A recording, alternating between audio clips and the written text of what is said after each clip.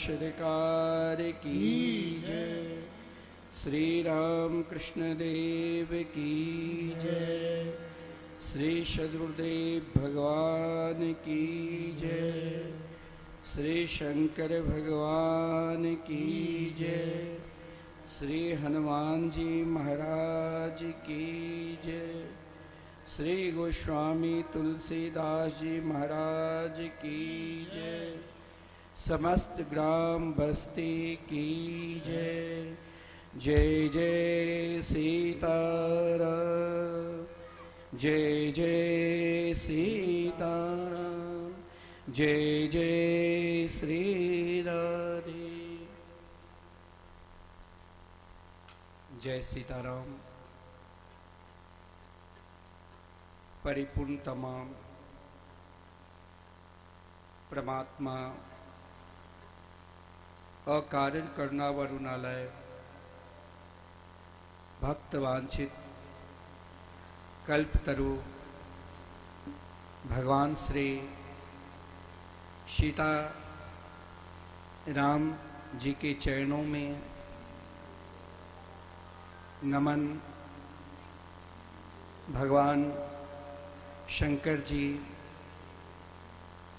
श्री हनुमत लाल जी के साष्टांग प्रणाम। पूज्यपाद गोस्वामी तुलसीदास जी के चरणों में नमन करते हुए हम सभी ग्रामवासी श्री राम कथा में प्रवेश करें। इस श्री राम चरित्र मानस की कथा के मुख्य यजमान श्री संजय झा जी, उनकी धर्मपत्नी श्री लक्ष्मी जी तथा उनके समस्त परिवारजन, समस्त ग्रामवासी और मिथिला के परम पवित्र भूमि से संतवाणी चैनल के माध्यम से देश विदेश में रहने वाले सभी श्री राम कथा प्रेमी भक्त वृंद को जय श्री सीताराम।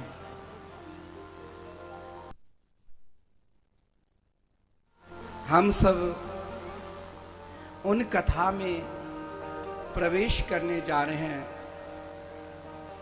जिन कथा के रसास्वादन के लिए बड़े बड़े योगी, बड़े बड़े सन्यासी निरंतर तरसते रहते हैं। स्वयं मर्यादा पुरुषोत्तम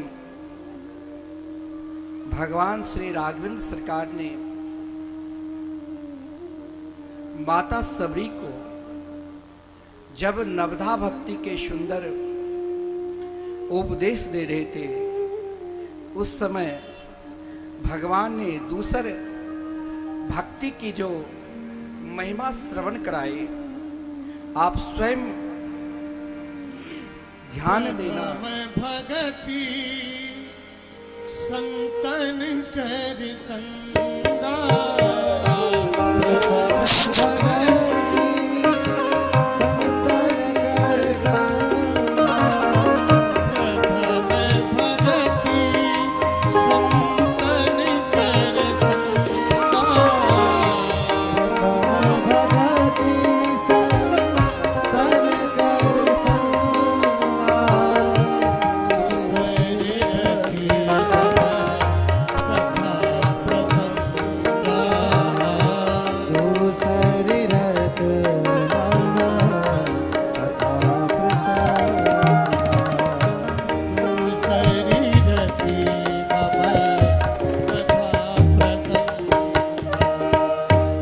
अब आप स्वयं ध्यान देना कि भगवान की कथा कितनी महत्वपूर्ण है। मुझे बहुत सौभाग्य मिला जो आपके गांव में जिस प्रकार प्रेम भाव श्री संजय झा जी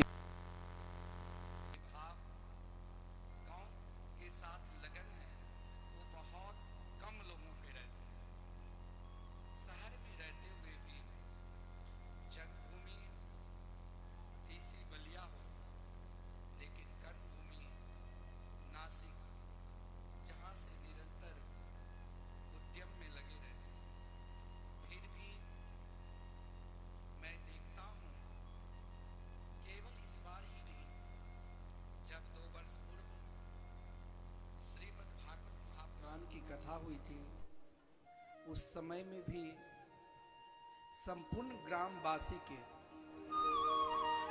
जहां लगता है जो प्रभु श्री राघवेंद्र सरकार जब मिथिला में प्रवेश किए और गुरुदेव से आदेश लेकर विश्वामित्र के साथ जब मिथिला के नगर घूमने के लिए निकले, इन लोगों की स्वभाव समानशीलता देखने के लिए, तो अपने अपने अटारी पर, अपने अपने महल पर खड़े होकर जो दौड़ते हुए आए वो भी देख रहे हैं, और जो घर से नहीं निकल सकते हैं वो भी बड़े भाव के साथ ये धाम काम सब त्यागी, धाये धाम काम सब त्यागी, धाये धाम काम सब त्यागी,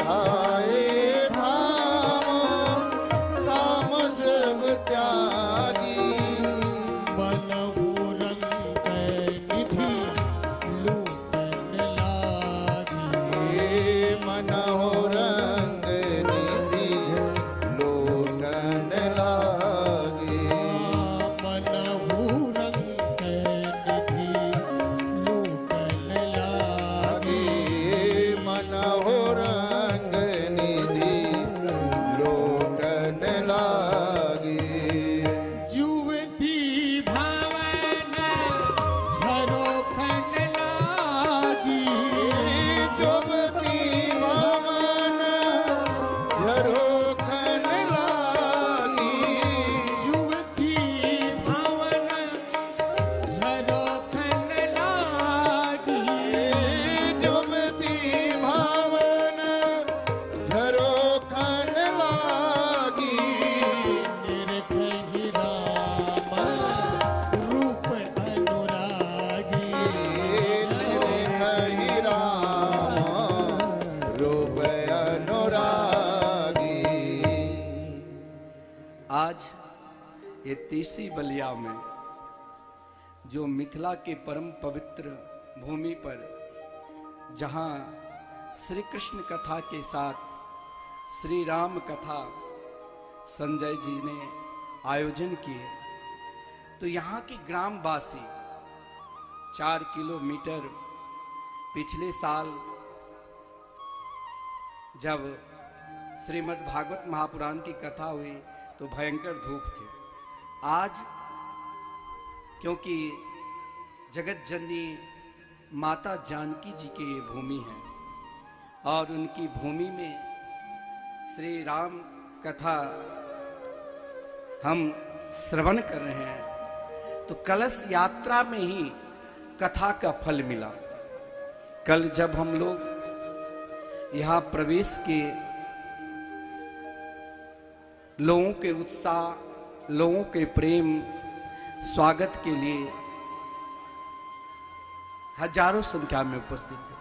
आज कलश यात्रा में जैसे प्रभु श्री राघवेंद्र सरकार के दर्शन के लिए चाहे बालक हो, चाहे युवक हो, और चाहे वृद्ध हो, चाहे बालिका हो, चाहे युवती हो, और चाहे वृद्ध हो, उनकी झलक प्राप्त करने के लिए सब दौड़ पड़े। उसी प्रकार आज कलश यात्रा में ही लगा। केवल आज उस यात्रा में बलिया गांव के लोग ही नहीं, बल्कि स्वयं देवराज इंद्र झिमी झिमी बारिश कर रहे थे। और इतना ही नहीं, पवन देव ने सोचा जहां श्री जी की कथा होगी वहां स्वयं पवन देव मीठी मीठी हवा प्रदान कर रहे थे, मानो इसी की तरह लोग किसी को थकान ही नहीं हुआ। उन कलश यात्रा में सब बड़े उत्साह पूर्वक, आनंद पूर्वक कमला जी से जल भरकर आए। और देखिए, कमला जी भी श्री जनक नंदिनी जानकी जी के अष्ट सखी में से एक है। आपको एक बात बताऊं, श्री रामचरित्र मानस तो हम कई बार श्रवण कर चुके हैं, लेकिन मानस की शक्ति कौन है? मानस की शक्ति यानी मानस की शक्ति कौन है? श्री जानकी जी। और ये एक ध्यान देने योग्य है, आज के समय में शहर में अधिकतर लोग वास्तु के ध्यान रखते हैं कि वास्तु शास्त्र के ध्यान रखते हुए शहर के लोग विशेषकर कहीं भी किसी भी शहर में जाओ, कोई मकान बनाएंगे तो जमीन के शोधन करेंगे ताकि कोई दोष ना आ जाए। और फिर मकान बनाने के बाद भी पंडित जी आकर, वास्तु विशेषज्ञ आकर वो अपने यंत्र लगाते कि यहाँ दोष है, यहाँ दोष है।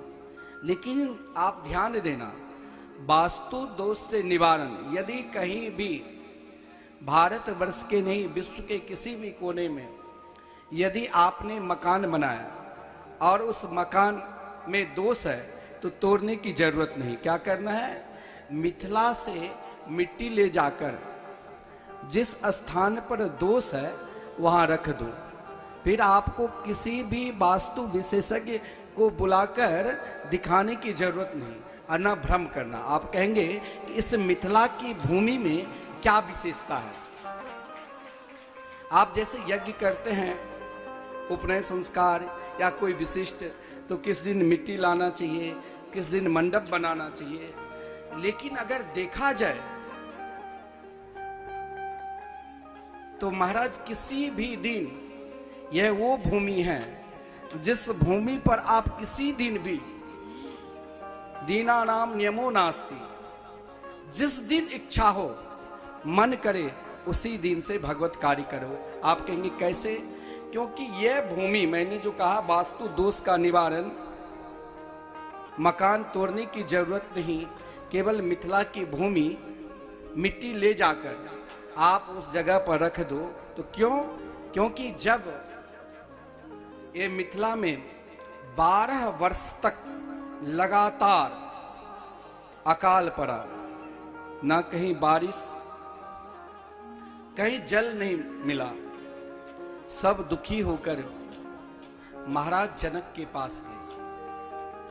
महाराज जनक, चाहे आप बहुत श्रेष्ठ है, जिन महाराज जनक जी के पास स्वयं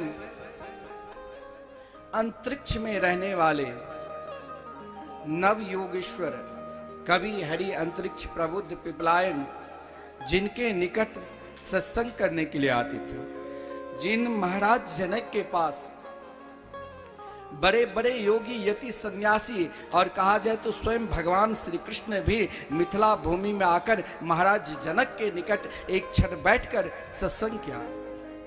लेकिन महाराज जनक निरंतर संत महापुरुष के आज्ञा से ही चलते और निरंतर अपने गुरुदेव के बिना कुछ कार्य नहीं करते।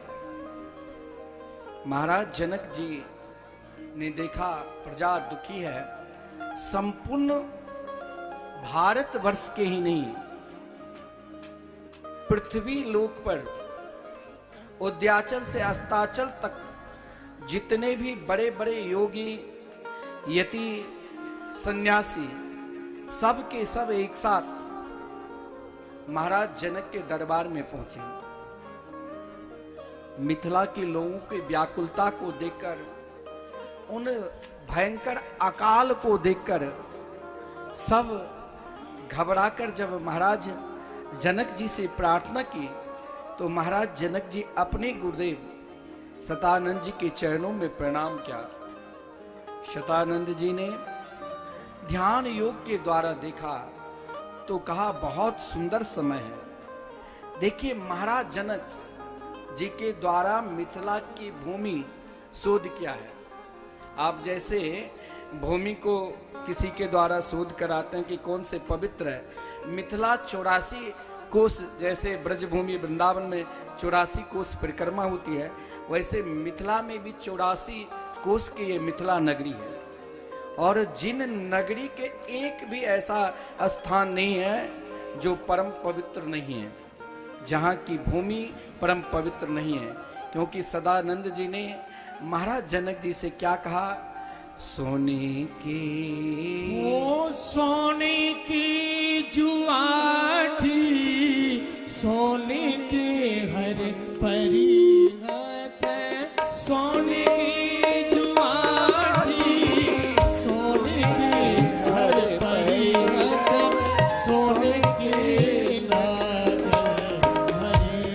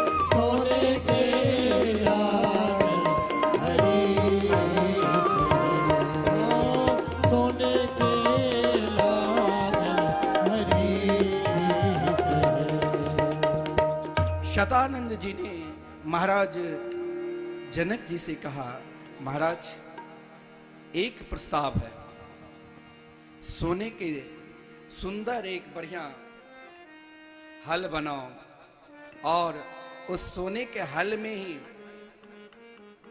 मिथिला भाषा में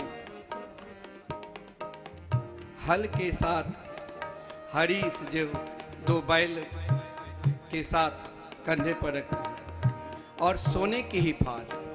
लेकिन उसमें एक प्रस्ताव हुआ कि बैल का काम स्वयं महाराज जनक को करना पड़ेगा। महाराज जनक जी के पास जब प्रस्ताव गया तो महाराज जनक जी के नेत्र सजल हो गए। महाराज, राष्ट्र के कल्याण के लिए, समाज के कल्याण के लिए हम तो धन्य धन्य हो गए। परंतु सुनैना जी के विषय में कहा गया है, जो सुनैना जी गुलाब के फूल की तरह जो उनकी पंखड़ी होती है उस प्रकार सुकोमल थी। जब अंतःपुरन में महल में स्वयं आज चलकर गुरुदेव शतानंद जी ने जब सुनैना जी से मिले तो सुनैना जी साष्टांग प्रणाम किया। शास्त्र में कहा गया है कि माताओं को साष्टांग लेटकर प्रणाम नहीं करना चाहिए, क्योंकि पृथ्वी माता की भार और शंख की भार, इसलिए शंख को भी नीचे में नहीं रखना चाहिए। लेकिन प्रेम और भाव में आज सुनैना जी सब कुछ भूल गई और अपने गुरुदेव को साष्टांग प्रणाम किया। इसीलिए माता लोगों को झुककर प्रणाम करना चाहिए, साष्टांग प्रणाम नहीं करना चाहिए। लेकिन सतानंद जी सुनैना जी के सुकोमलता को देखकर कहा, देवी मैं कैसे कहूँ कि आज आप ये जो सामने हल रखा है इसे आपको ही बैल के रूप में डालना पड़ेगा। परंतु प्रजा के कल्याण के लिए आज सुनैना जी तैयार हो गई। लेकिन गुरुदेव से कहा, गुरुदेव ये हल को कौन चलाएंगे? सतानंद जी ने कहा, इस हल को चलाने वाले हम स्वयं हैं। बोले हल चलाकर काम क्या होगा?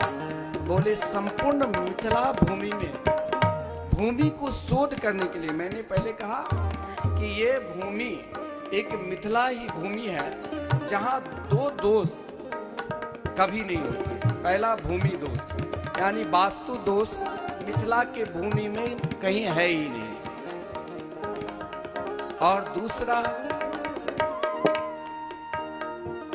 बेटी के कुंडली, मिथिला की भूमि में बेटी के कुंडली भी नहीं, जन्म कुंडली नहीं बनाया जाता था। अब लोग शहर में रहने लगे बनाने, क्योंकि ये भूमि साक्षात आदि शक्ति जगत जननी माता जगदम्बा की है। महाराज जनक जी और सुनैना जी ने उस हरखाड़ा को अपने कंधे पर रखकर और सतानंद जी ने स्वयं हरवाहा के काम करके हल को चलाने लग गया। जो ही हल को चलाया तो कुछ ही दूर जब हल चला तो हल एक विशाल चट्टान की तरह घड़ा में रुक गए।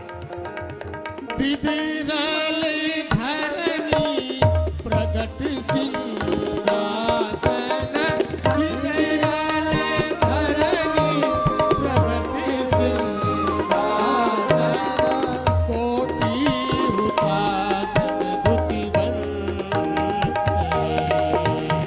कोटि हुतासन धुति बनते,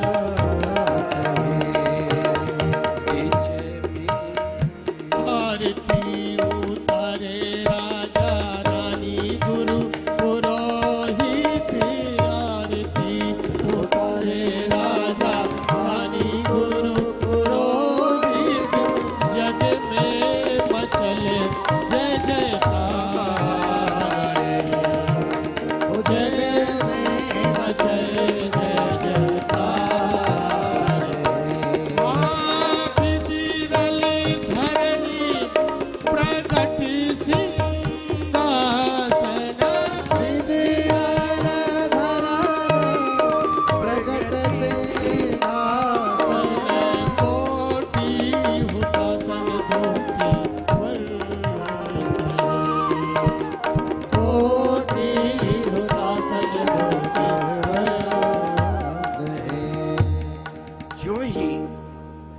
फल सोने के ही उसमें लोहे के फाड़ था।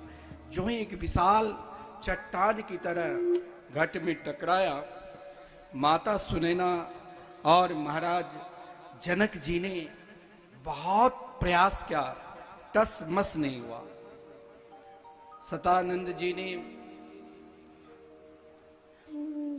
प्रभु के मंगल में, मधुर में, आनंद में नाम के स्मरण करने लगे। जो ही नाम के स्मरण क्या, उस विशाल घट में, गैला में एक विशाल सोने के ही सिंहासन, और जिस सोने के सिंहासन में स्वयं जगदम्बा आदि शक्ति अष्टभुजी होकर प्रकट हुई। बगल में 4 सखी दाहिने साइड और 4 सखी बाएं बगल में बैठी हुई है। यह अद्भुत दृश्य को देखकर उस सिंहासन पर स्वयं जगत जननी माता जानकी जी विराजमान थी। महाराज जनक जी ने सुंदर स्तुति किया, माता सुनैना ने भी सुंदर स्तुति की। जो ही स्तुति की, देखते ही देखते बभूवा प्राकृत शिशु की तरह छोटी सी कन्या हो गई, और वो कन्या स्वयं सुनैना जी ने अपनी गोद में बिठाया। गोद में बिठाकर आरती हो रही है, मंगलमय गीत हो रही है, सब उत्सव मनाने लगे। और स्वयं देवर्षि नारद जी ने, आप जानते हो देवर्षि नारद जी भगवान के हर लीला में उपस्थित होते हैं। मिथिला में आकर सप्त ऋषि भी है, लेकिन नामकरण संस्कार जगत जननी माता जानकी जी के नाम सीता नाम स्वयं देवर्षि नारद जी ने रखा। सीत से प्रकट होने से सीता नाम रखा। तो ये भूमि, जहां भी बैठकर आप इस भूमि पर भगवान की मंगलमयी कथा कीर्तन स्मरण करोगे, तो इस भूमि की वो शक्ति है, जो भी कार्य करोगे 10,000 गुना फल मिलता है। आइए आज हम पहले जगत जननी माता जानकी की बधाई को गान करते हुए फिर से रामचरितमानस में प्रवेश करेंगे, और भाव के साथ, क्योंकि जिस भूमि पर हम बैठकर श्री राम कथा मृत का रसास्वादन करेंगे, ये भूमि की अधिष्ठात्री देवी जगत जननी माता जानकी जी के पहले हम प्रार्थना करें और उनके गुणगान गाएं। बोलिए किशोरी झुकी जय हो। आज मिथिला हो, आज मिथिला मगन भैया हो, देखो मिथिला मगन भैया, सिया को जन्म भयो, देखो मिथिला मगन भैया, सिया को जन्म भयो। आज मिथिला मगन भैया, सिया को जन्म भयो। आज मिथिला मगन भैया, सिया को जन्म भयो। जन्म भयो सब ताली सेवा भाव के साथ करिए।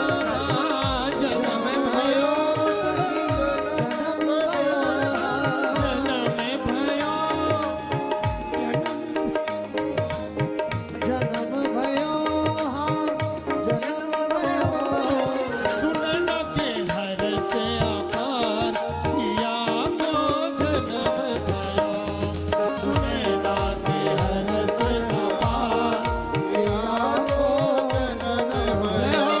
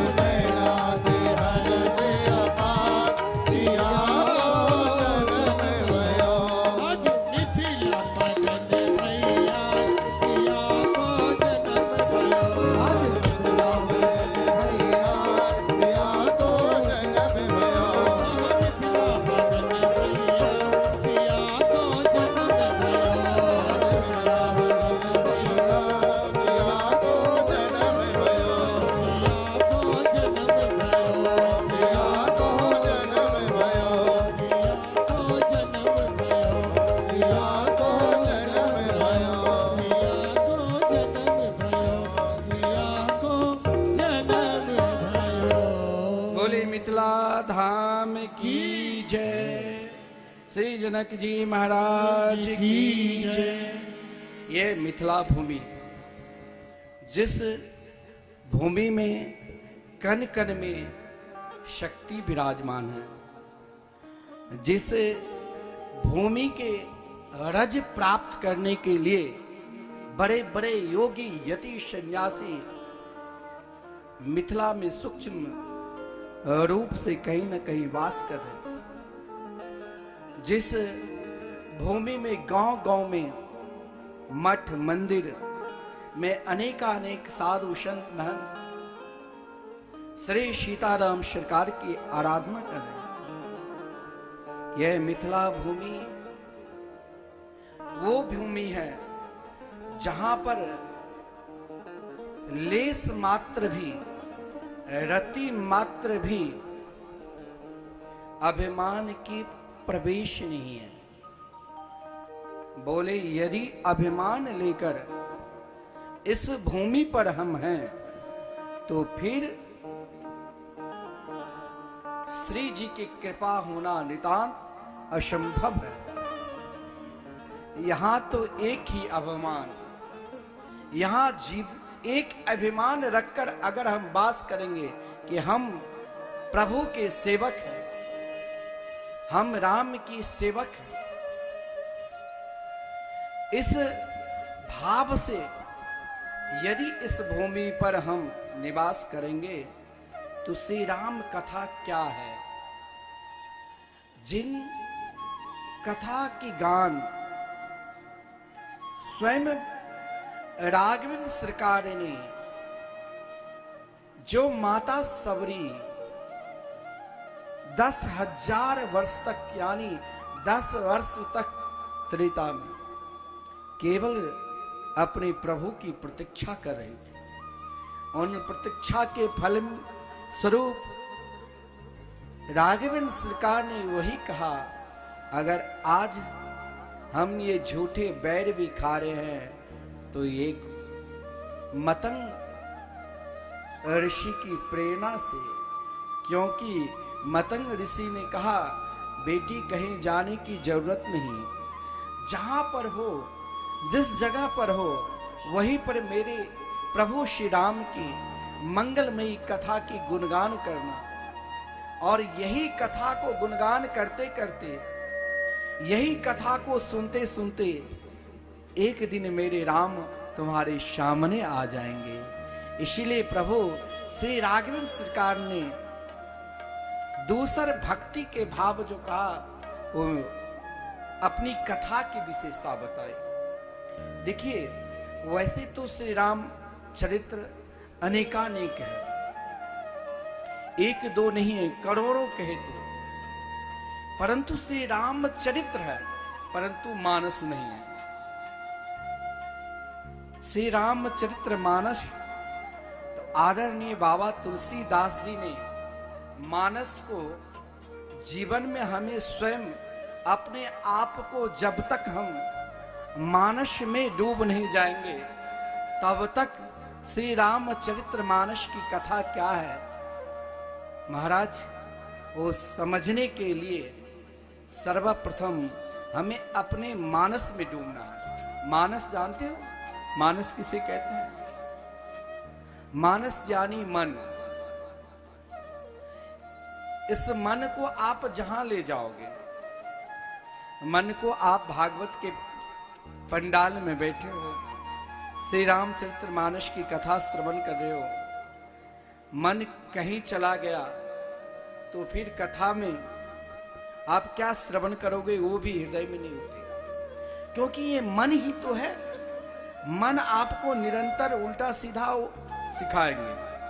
कोई ऐसा भी व्यक्ति है पंडाल में बैठा होगा जो दूसरों को निंदा करते होंगे, कोई ऐसा भी व्यक्ति होगा जो निरंतर दूसरे के प्रति मत्सर सोचता होगा, और कोई ऐसा भी व्यक्ति होगा जिसके जीवन में एकमात्र प्रभु श्री राम की मंगलमयी कथा श्रवण करने के लिए बार बार मन वहीं पर अटका है। देखिए, मन को अटकने के लिए आपको भी कुछ काम करना पड़ेगा। बोले क्या? मन आपको निरंतर अधोगति की ओर ले जाएंगे। मन और पानी, पानी जैसे ऊपर से नीचे तालाब में चले जाते हैं, उसी प्रकार ये मन है, अधोगति की ओर ले जाएंगे। लेकिन इस मन को हमें कुछ क्षण के लिए, कुछ पल के लिए रोकना है। बोले भाई, मन तो रुकने वाला नहीं है। तो गोस्वामी जी ने बड़ा सुंदर भाव दिया है कि मन को अगर रोकना चाहते हो तो रामचरितमानस में पहले सुनो, फिर समझो। पहले बार बार कथा को श्रवण करो।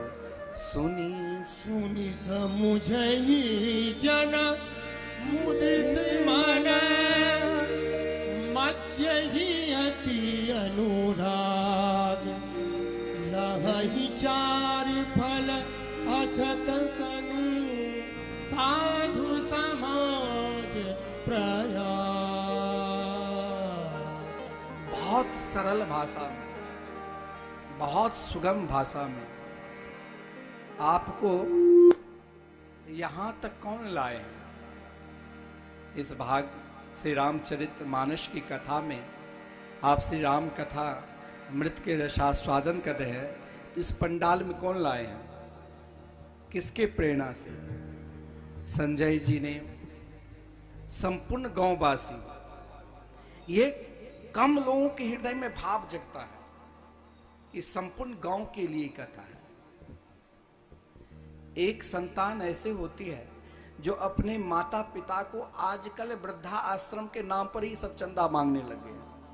बड़े बड़े वक्ता हो, बड़े बड़े पंडित हो, सब वृद्धा आश्रम, और उन वृद्धा आश्रम में उन माताओं को भेजते हैं जिसने कभी अपने पुत्र के एक ही उद्देश्य से स्वयं नहीं खाकर उन बच्चे को खिलाया, पढ़ाया, काबिल बनाया।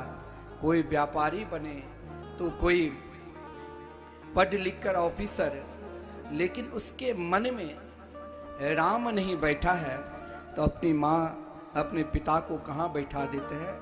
वृद्धा आश्रम में। उन वृद्धा आश्रम में स्वयं को माता पिता, ऐसे लोग हैं जो वहाँ धन देकर कहते हैं देखो मेरे माता पिता यहाँ से निकले नहीं। हमारे आश्रम में निरंतर कथा होती है और वहाँ पर बड़े बड़े वक्ता विश्वविख्यात कथा करने के लिए आते हैं, क्योंकि वहाँ की सत्संग भवन में 1000 लोग एक साथ बैठते हैं। तो एक जगह दिल्ली के बहुत बड़े उद्योगपति थे, उनकी माता बहुत वृद्धा थी और पिता भी।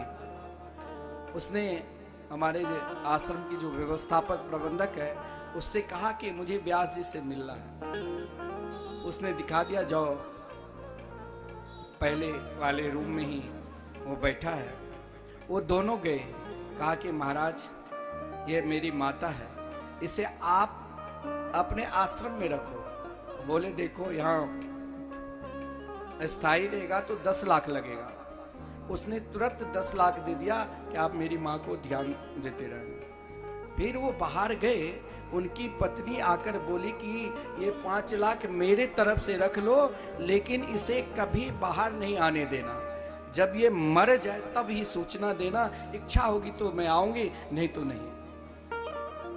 एक संतान ऐसे भी होती और एक संतान ऐसे जो महाराज कहा गया, एक बार अगर भगवान की मंगलमयी कथा श्रीमद् भागवत महापुराण हो या श्री रामचरितमानस, मन में मानस के प्रति, मन में पुराण के प्रति भाव रख लिया ना, उसी दिन आपके 21 पीढ़ी को सदगति मिलेंगे। लेकिन संजय जी पिताजी के माध्यम से, स्वर्गीय श्री वेदानंद झा जी के माध्यम से, और देखिए समाज, जैसे आप तीर्थराज प्रयाग राज में या गंगा जी स्नान करने के लिए सिमरिया घाट जाते हैं तो वहां भेदभाव नहीं रहता है कि ये बड़े हैं कि ये छोटे, सब एक साथ डुबकी लगाते हैं। आज यहाँ कलश यात्रा में भी और इस कथा में भी संपूर्ण गांववासी के हृदय में जो उत्साह है, प्रेम है, यही तो श्री मानस का पहला चरण है और मानस का यही फल है कि मेरे मन मानस में लगा हुआ है। और मानस क्या है? मानस को कौन पहचान सकते हैं? जो निरंतर माता पिता को आदर करे। संजय जी, हमारे आश्रम में या कुंभ में मैंने देखा बड़े लोग बढ़िया व्यवस्था दे, लेकिन जब आप प्रथम दिन आए तो मिट्टी पर, वहां पर बालू पर सब बैठकर खा रहे थे। तो हिमांशु ने कहा तखत लगाओ। जब तक गए लगाने के लिए तब मिट्टी पर सब बैठकर खा रहे थे। यही होता है भगवान की कृपा, जो अंदर बड़ापन नहीं रहे। अगर मेरे अंदर दीनता है तो मान लो मेरे ऊपर दीन बंधु परमात्मा के पूर्ण रूप से कृपा है कि हम भगवान के हैं और भगवान हमारे हैं। यही मानस का फल है। और मानस का फल तो जब प्रभु श्री राघवेंद्र सरकार बन जा रहे थे तो लखनलाल जी दौड़ कर आए कि प्रभु मुझे भी आप अपने साथ ले जाओ। बोले जाओ अपनी माता पिता गुरुजनों से आदेश लो। बोले मेरे तो सब कुछ आप हैं। और जब माता के पास गए तो माता ने क्या कहा? सुमित्रा ने पुत्रवती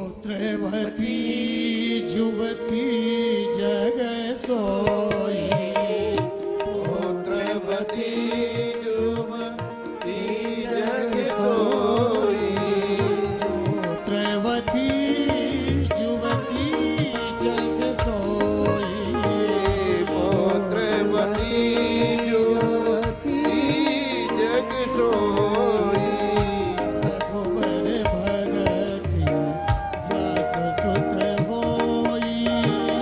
रघुबर भगति जस सुत होई। वही माता धन्य, वही पिता धन्य जिनके पुत्र घर में परिवार में व्यापार के साथ रहकर समय पर भगवान में समर्पित हो जाए, समाज को भगवान से जुड़े। और देखिए भगवान से जुड़ने के लिए बहुत सुगम और सरल साधन है जिसे गोस्वामी जी ने बार बार गान की है और यही कहा है, सुनी सुनी समूझहि जन मुदित मन, मज्जहि अति अनुराग, लाहि चार फल अछत तनो, साधु समाज भयाग। ध्यान देना, आप ना जाने कई बार कथा श्रवण किए होंगे और स्वयं कई बार मानस के पाठ, वाल्मीकि रामायण के पाठ, लेकिन सही में आपके अंदर मानस की प्राप्ति का भाव जगा है, मन भगवान में लगा है। बोले महाराज भगवान में मन लगने के लिए 3 पहचान है। आप सही में भगवान के है कि नहीं हम कैसे माने? हम किसी को अपना मानते हैं तो उनके अपने रिश्तेदार बनाते हैं, लेकिन भगवान को हम सही में माने हैं तो इसका पहचान क्या है? बोले ये 3 पहचान अपने जीवन में आ जाए तो मान लेना कि आप पूर्ण रूप से भगवान के हो चुके हैं। क्या? तो पहला, भगवान की कथा सुनने में रुचि जगना, यानी मन लगना। भगवान के कथा सुने में मन लागे, भगवान के कथा में प्रेम जागे। और दूसर भाव,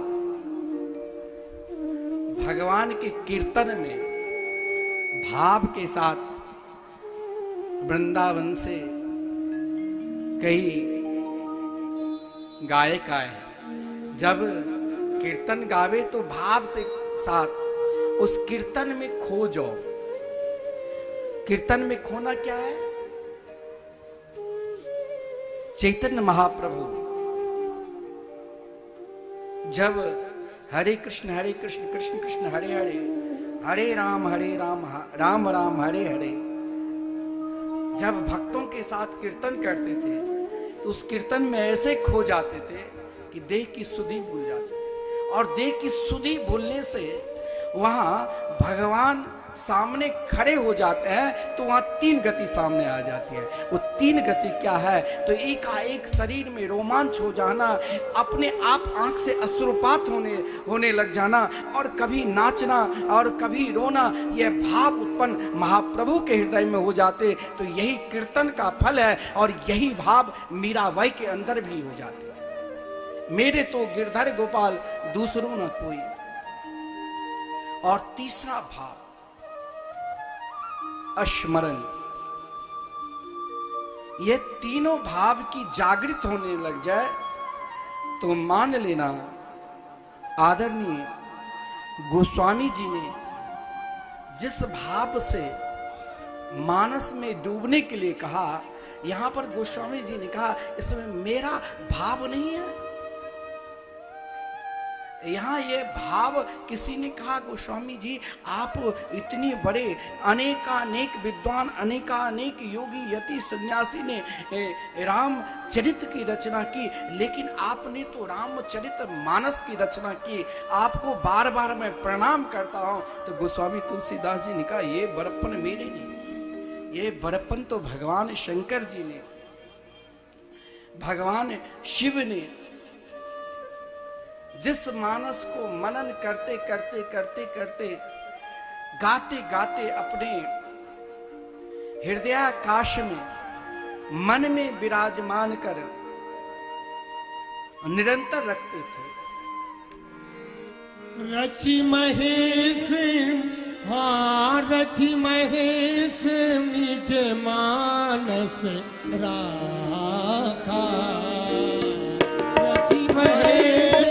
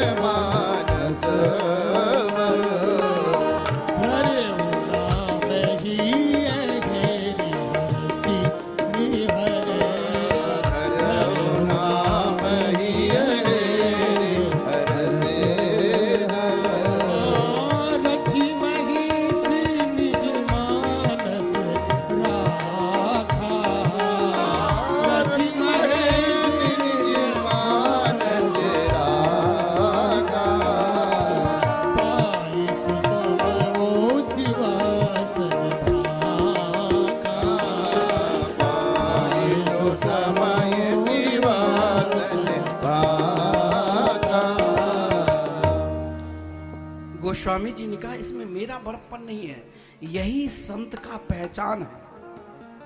आजकल की संत की तरह नहीं जो सोने के सिंहासन पर बैठे और कोई मिलने के लिए जाए तो कहे कि भाई गुरुजी अभी भजन कर रहे हैं। संत तो वो है जो निरंतर दीनता की तरह रहे, कभी भी अपना बड़प्पन ना दिखावे, जिनके गुणगान संपूर्ण जगत में हो रहा है वो बोले कि नहीं नहीं इसमें मेरा कुछ नहीं है।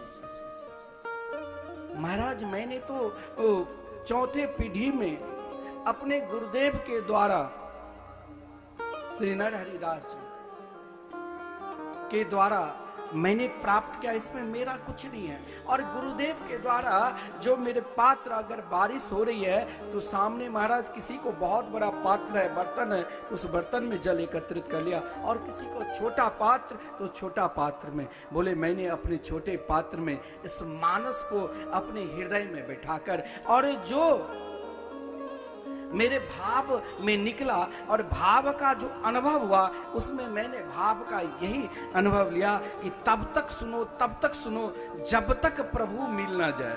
तो सुनने के लिए बार बार सुनते रहो। बोले कब तक सुने? बोले जब तक शरीर में प्राण है। बोले क्यों, इसमें क्या विशेषता है? बोले विशेषता इसमें केवल रस ही रस है।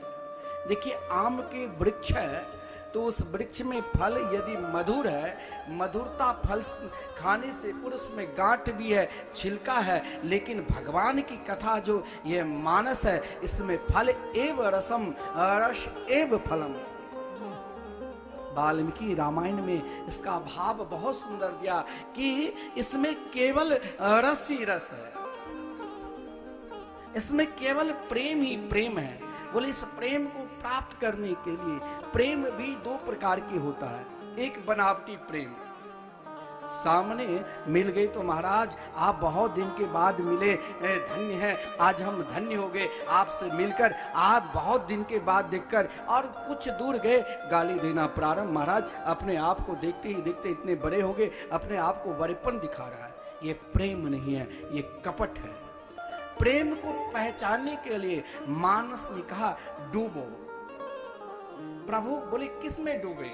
बोले हरि कथा में, श्री राम कथा में। बोले कब तक डूबे? बोले तब तक उस प्रेम में डूब जाओ। प्रेम में कौन डूबा? तो ब्रजांगनाएं, ब्रज की गोपियों ने। उद्धव जी ने पूछा था कि आप किस में डूबे हो? बोले प्रेम में। बोले कहां से प्रेम को प्राप्त किया? बोले अपने मन से। बोले मन तो मेरा भी है, लेकिन ये मन तो मेरा बहुत चंचल है। तुम अपने मन को मनमोहन के चरणार बिंद में कैसे दिया? बोले मैंने तो निरंतर उसकी कथा को श्रवण किया। और क्या कहा? तब कथामृतम तप्त जीवनो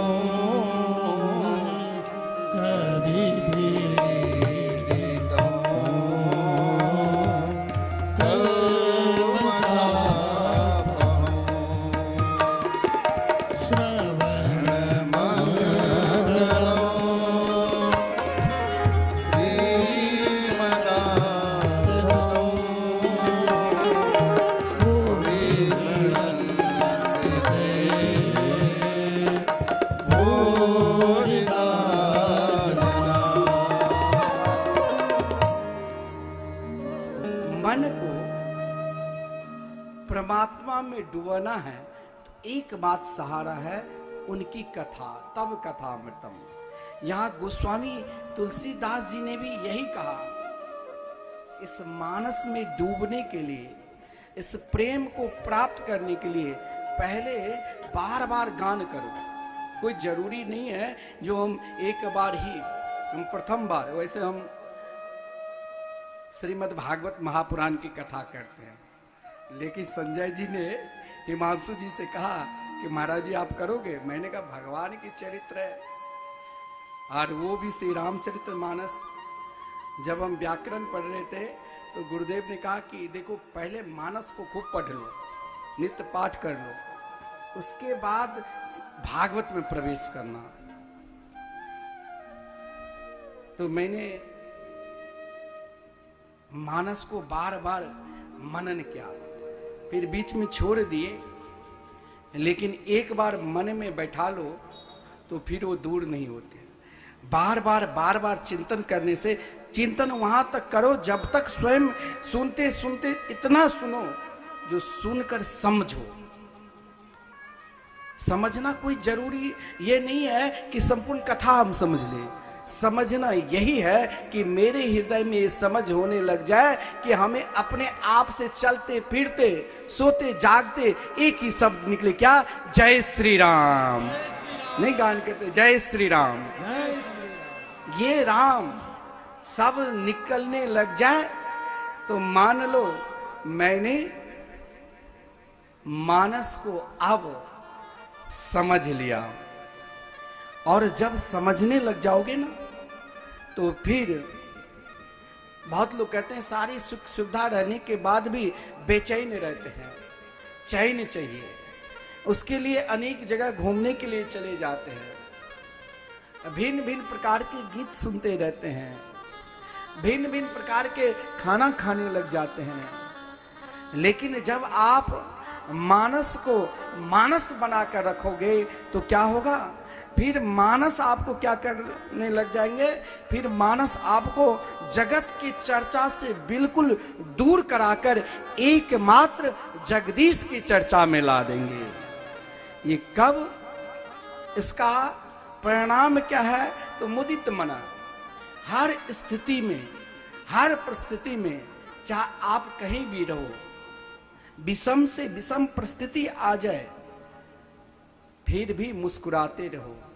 आप आगे कथा श्रवण करोगे, जब प्रभु श्री राघवेंद्र सरकार की एक रात में सब कुछ बदल गया। कल सिंहासन पर बैठने वाले हैं, लेकिन जब सुमंत जी ने कहा कि आप महाराज उस कक्ष में प्रवेश करिए जहां महाराज दशरथ व्याकुल मूर्छित अवस्था में पड़े हुए थे, लेकिन सब दुखी है, सब पीछे पीछे रोते हुए जा रहे हैं, लेकिन प्रभु मुस्कुरा रहे हैं। क्यों?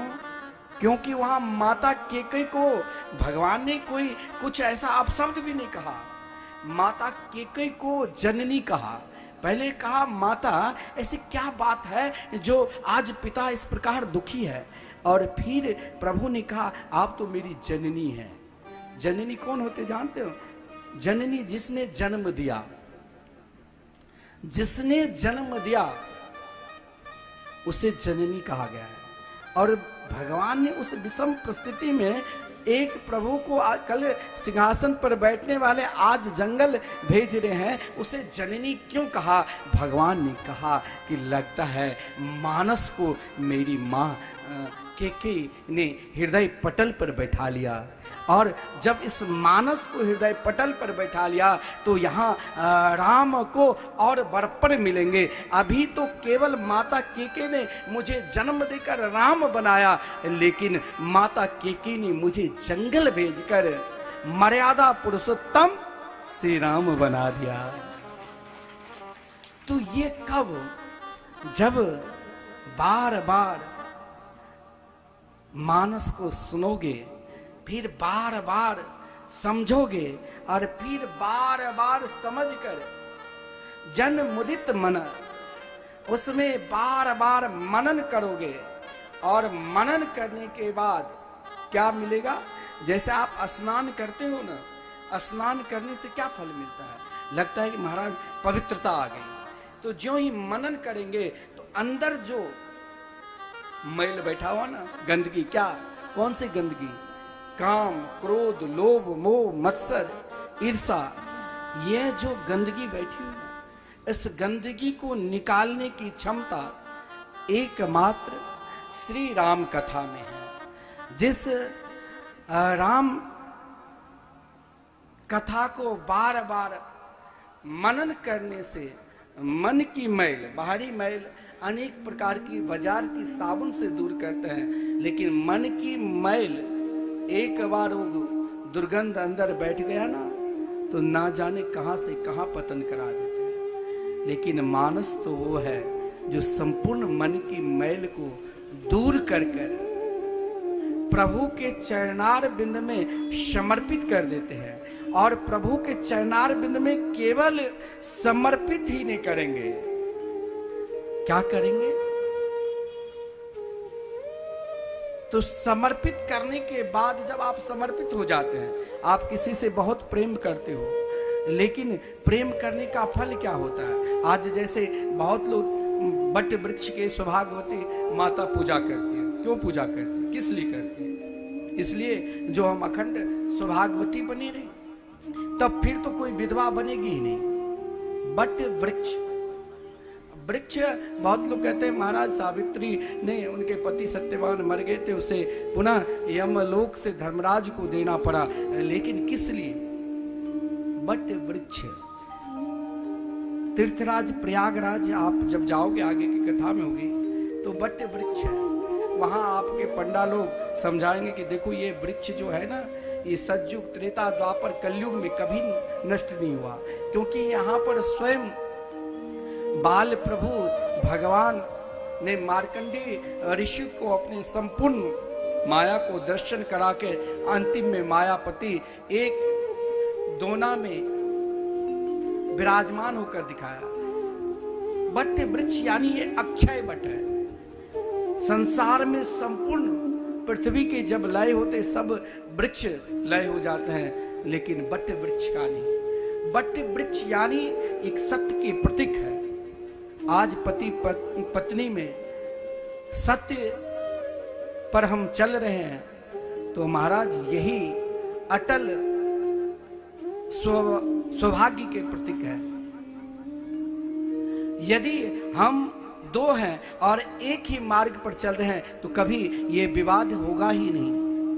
आज जो महाराज गांव गांव में, शहर में तलाक की प्रथा चल रहे हैं, मन मर्जी आचरण कर रहे हैं, क्यों? क्योंकि उसके अंदर तटस्थ विश्वास नहीं है। बट यानी यह एक विश्वास के प्रतीक है।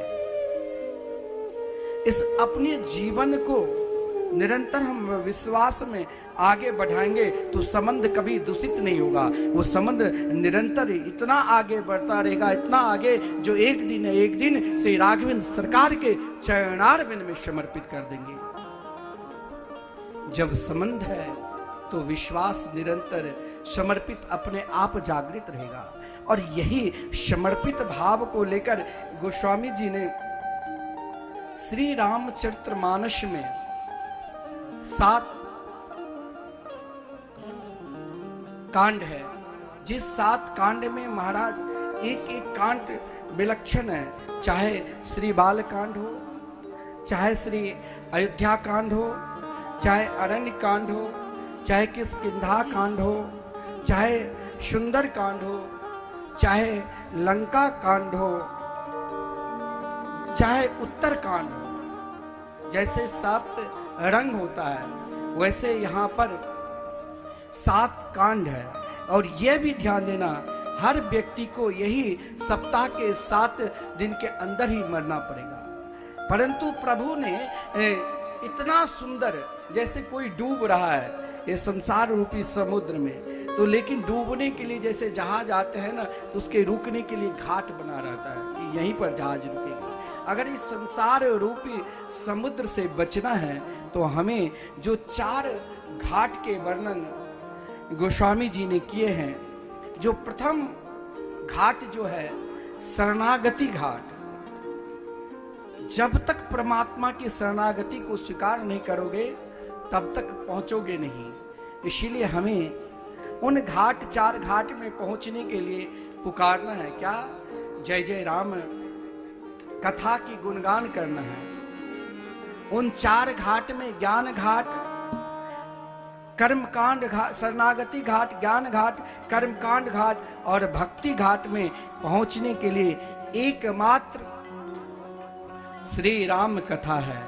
आइए हम सब भी भाव के साथ पुकारे, जय जय राम कथा, जय श्री राम कथा, ओ जय जय राम कथा, जय श्री राम कथा, जय जय राम कथा, जय श्री राम कथा, ओ जय जय राम कथा, जय श्री राम कथा। सब ताली सेवा करते हुए भाव के साथ सब पुकारी।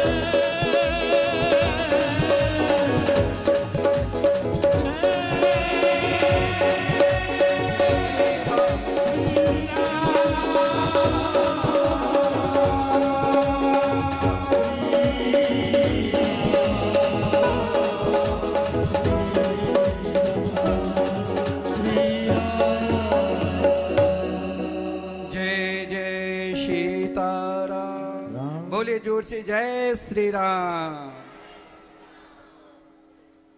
श्रीमद् भागवत महापुराण में आप सुना होगा कि 3 प्रकार के वक्ता और 3 प्रकार के श्रोता के वर्णन है। प्रथम कोटि के वक्ता और प्रथम कोटि के श्रोता, मध्यम कोटि के वक्ता और मध्यम कोटि के श्रोता, सामान्य कोटि के वक्ता और सामान्य कोटि के श्रोता। लेकिन श्री रामचरितमानस में 4 कोटि के वक्ता, यानी वो चारों कोटि के वक्ता और चारों कोटि के श्रोता एक जगह तटस्थ है। जीवन में निष्ठा और तटस्थ रहना, कभी इधर और कभी उधर नहीं।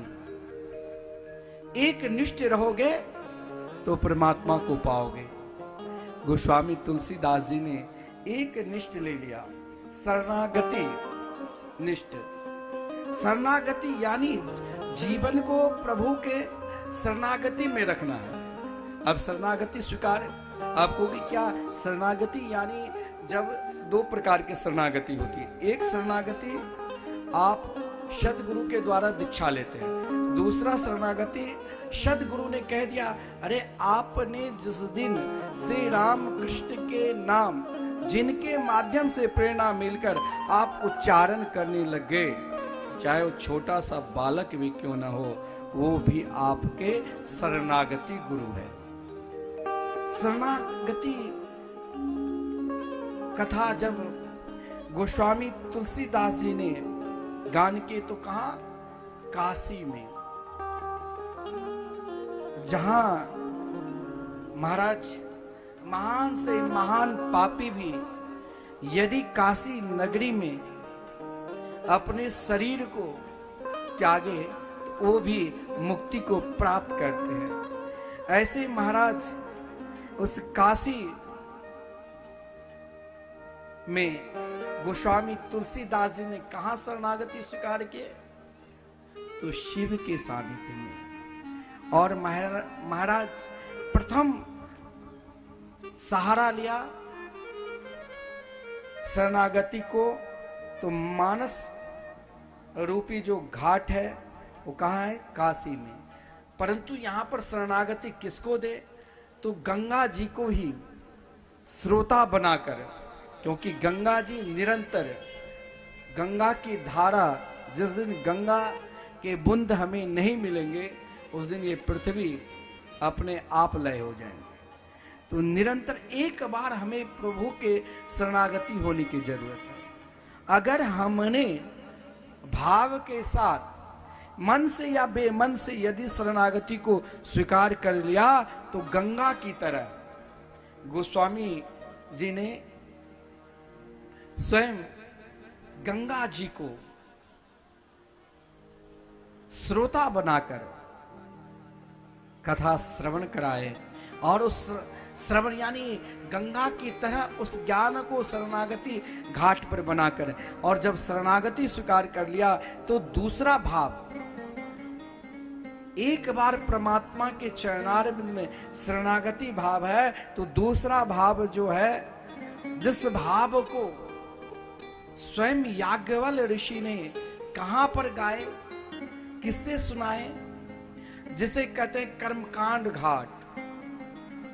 कर्मकांड घाट का फल भी देखिए, समुद्र मंथन 2 बार हुआ। एक बार जब समुद्र मंथन प्रारंभ हुआ ना, उन समुद्र मंथन में किसी के अंदर प्रसन्नता हुई और किसी के अंदर दुख भी हुआ। जिन समुद्र मंथन से विष भी निकला और अमृत भी निकला, जिन समुद्र मंथन में देवासुर संग्राम भी हुए, देवता को विजयश्री मिली, प्रसन्नता मिली और दैत्यों के हार। लेकिन यहां जब तीर्थराज प्रयागराज में भरद्वाज ऋषि ने जो निरंतर कर्मकांड में डूबे हुए थे, वेद के 1,00,000 मंत्र का जब मंथन हुआ तो उस मंथन से 80,000 तो मंत्र स्वयं बड़े बड़े कर्मकांडी ले लिया और उसमें जो थोड़ा मंत्र बचा तो कुछ ज्ञानी ने 4000 मंत्र ले लिया, उससे भी कुछ मंत्र बचा तो कुछ उपासक जो अपने जीवन में नाना प्रकार के तीर्थ व्रत उपासना करते हैं उसने ले लिया। लेकिन भगवान शंकर जी दोनों जगह महाराज सोचा वहां विष मिला, यहाँ क्या मिलेंगे, तो दो महाराज वहां पर 2 अक्षर फिर भी रह गया। प्रभु मुस्कुराने लगे, बोले यही 2 अक्षर क्या है, तो श्री राम नाम। राम नाम को 2 अक्षर भगवान शंकर जी ने अपने हृदय पटल पर बैठाकर निरंतर मुस्कुराते रहे। और श्री रामचरितमानस में जहां जहां श्री राम कथा की महिमा के लिए प्रश्न करेंगे तो केवल राम नाम की पहचान के लिए कि ये राम कौन है, क्या दशरथ के पुत्र है कि कोई और राम है। चाहे महाराज भरद्वाज ऋषि हो और चाहे माता पार्वती हो जो 9 प्रकार के प्रश्न करते हैं, तो चाहे माता पार्वती हो और चाहे गरुड़ जी हो, सब महाराज एक ही धारा पर आना चाहते हैं। जीवन में आप चाहे कर्मकांड कर लो, जीवन में चाहे आप नाना प्रकार के ज्ञान में डूब जाओ, लेकिन जब तक जीवन में भक्ति जागृत नहीं होगी, वो भी भक्ति श्री राम कृष्ण के मंगलमय नाम हृदय पटल पर नहीं आएंगे, तब तक प्रभु को मिलना नितांत असंभव है। इसीलिए महाराज यहाँ पर जब श्री याज्ञवल्क्य ऋषि ने जो कर्मकांड में डूबे हुए थे, लेकिन यहाँ पर भरद्वाज ऋषि ने जब प्रार्थना की कि प्रभु ऐसा कोई कर्म को, देखिए मानस में जहां जहां याज्ञवल्क्य ऋषि प्रश्न करेंगे तो वहां पहले कर्म प्रधान दे देंगे, कर्म प्रधान के बाद ही भक्ति प्रधान में महाराज याज्ञवल्क्य ऋषि भरद्वाज जी को डुबाते। क्यों? क्योंकि यहाँ कर्मकांड रूपी घाट है और जिस कर्मकांड रूपी घाट पर मुख्य वक्ता के रूप में स्वयं याज्ञवल्क्य ऋषि है और श्रोता के रूप में स्वयं भरद्वाज ऋषि है। और महाराज तीसरा जो घाट है वो महाराज बिल्कुल ज्ञान रूपी घाट, जिनके वक्ता स्वयं भगवान भोलेनाथ कैलाश पर्वत पर विराजमान होकर और निरंतर एक ही ज्ञान में डूबे हैं। वो कौन सा? तो गोपनीयम गोपनीयम गोपनीयम इति प्रयत्नतः श्री राम नाम रूपी ज्ञान को हृदय पटल पर निरंतर विराजमान होकर निरंतर मुस्कुराते रहते हैं। बहुत बड़े कोई ज्ञानी है और ज्ञानी सोचेगा अरे हम तो सब कुछ स्वयं जानते हैं, हमें भगवान की कथा सुनने की क्या जरूरत। हो सकता है उनके ज्ञान में कहीं ना कहीं दोष आ जाए, परंतु वही ज्ञान, क्योंकि ये ज्ञान में दोष स्वयं आगे आप श्रवण करोगे। सती जी ने अगस्त ऋषि के पास जब भगवान शंकर जी के साथ सती जी गई, लेकिन भगवान शिव के पास वही ज्ञान में श्री राम कथा में डूबकर फिर भी उस ज्ञान उस स्तर तक नहीं पहुंची, जिस कारण महाराज दोबारा आना पड़ा और जब पार्वती के रूप में आई तब उस एक ही ज्ञान को पहचाना। जीवन में तो ज्ञान अनेक है, पहचान अनेक है, लेकिन जिस दिन आपने श्री राम नाम को पहचान लिया, समझ लो संपूर्ण ज्ञान का फल आपने प्राप्त कर लिया। भगवान शंकर जी ने ज्ञान रूपी घाट पर यानी कैलाश पर्वत पर, उन ज्ञान रूपी घाट पर माता पार्वती को श्रोता बनाकर श्री राम चरितमानस की गान कर रहे हैं। चौथा घाट विशुद्ध भक्ति की घाट है। भक्ति रूपी जो घाट है ना, इसमें एक धैर्य रहता है, इसमें एक विश्वास रहता है। एक क्षण के लिए भी अगर विश्वास इधर से इधर हुआ तो कहां से कहां पतन हो जाएगी। काक भुसुंडी जी वक्ता है और गरुड़ जी श्रोता है। ये भक्ति रूपी घाट है। शरणागति घाट, कर्मकांड घाट, ज्ञान घाट, जब एक ही घाट बचेगा वो भक्ति रूपी घाट। उसमें तनिक भी इधर उधर एकमात्र आप अगर हरि कथा में विश्वास है तो फिर भटकने की जरूरत नहीं, वहां सब कुछ है, वो तो कल्प वृक्ष है। आप जिस उद्देश्य से आज 9 दिन तक आप मानस की कथा श्रवण करोगे, संतवाणी के चैनल के माध्यम से भी बहुत लोग घर बैठे हुए कथा मृत के रसास्वादन करते होंगे, यूट्यूब चैनल के माध्यम से भी, लेकिन 9 दिन में आप जिस उद्देश्य लेकर केवल मानस पर विश्वास रखो, वहां तर्क नहीं करना। तर्क करने से कहीं भी पतन हो जाएगा। चाहे काक भुसुंडी जी ने एक क्षण के लिए तर्क किया कि प्रभु जब रोटी खा रहे थे ना, तो उनके बाल स्वरूप का उपासना थे, लड्डू गोपाल के। निरंतर जैसे बलवाचार्य जी निरंतर हर पल अपनी संतान में भी गोपाल जी को हर स्थिति को खेलते, तो वो भी पद में गान करते, वैसे श्री काक भुसुंडी जी निरंतर बाल स्वरूप के चिंतन करते थे। और यही बाल स्वरूप जब 28वां त्रेता युग के अंतिम समय में प्रभु जब अवतार लिए, तो उन अवतार में उनके बाल रूप को देखकर प्रभु रोटी खा रहे थे, और रोटी खाते खाते वहां कौवा के रूप में आए, खेलने लगे, और एक रोटी के कारण महाराज सोचा ये भगवान है क्या, रोटी छीनने लग जाते तो रोने लग जाते। केवल यह भाव, यहाँ यदि जो कथा है ना, बहुत सूक्ष्म कथा होती है, यहाँ मन इधर उधर गया, सब कुछ वहीं रुक जाएगा। तनिक भाव काक भुसुंडी जी को बदला तो अनेक लोक गए, चाहे स्वर्ग लोक हो, चाहे कैलाश लोक हो, चाहे ब्रह्म लोक हो, अनेक लोक लोकांतर तक कई युग निकल गए। फिर अंतिम में चाहे आप बहुत बड़े ज्ञानी हैं, चाहे बहुत बड़े कर्मकांडी है, लेकिन आना वहीं पड़ेगा। शांति एक ही जगह है, और कौन से जगह पर, तो भगवान की कथा में। महाराज यहाँ दोनों जो भक्त है ना, वक्ता को भी शंका हुई तो शंका उनके निवारण हुआ, और श्रोता गरुड़ जी को जब महाराज मेघनाद के द्वारा श्री राघवेंद्र सरकार और लखनलाल जी दोनों महाराज नाग फांस में बंधे पड़े हुए हैं, तो देवर्षि नारद जी बिना बजाते हुए गए, कहा जल्दी चलो प्रभु इस समय नाग फांस में बंधे हुए।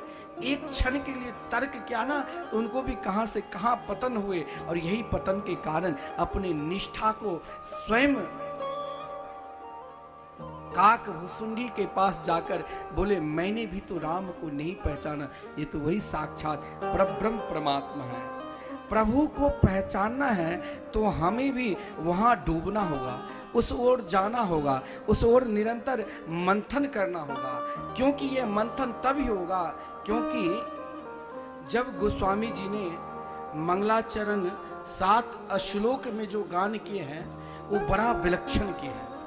दूसरा भाव, प्रथम भाव जब माता सरस्वती और गणपति के ध्यान किए हैं, तो बोले ध्यान में कहीं श्रद्धा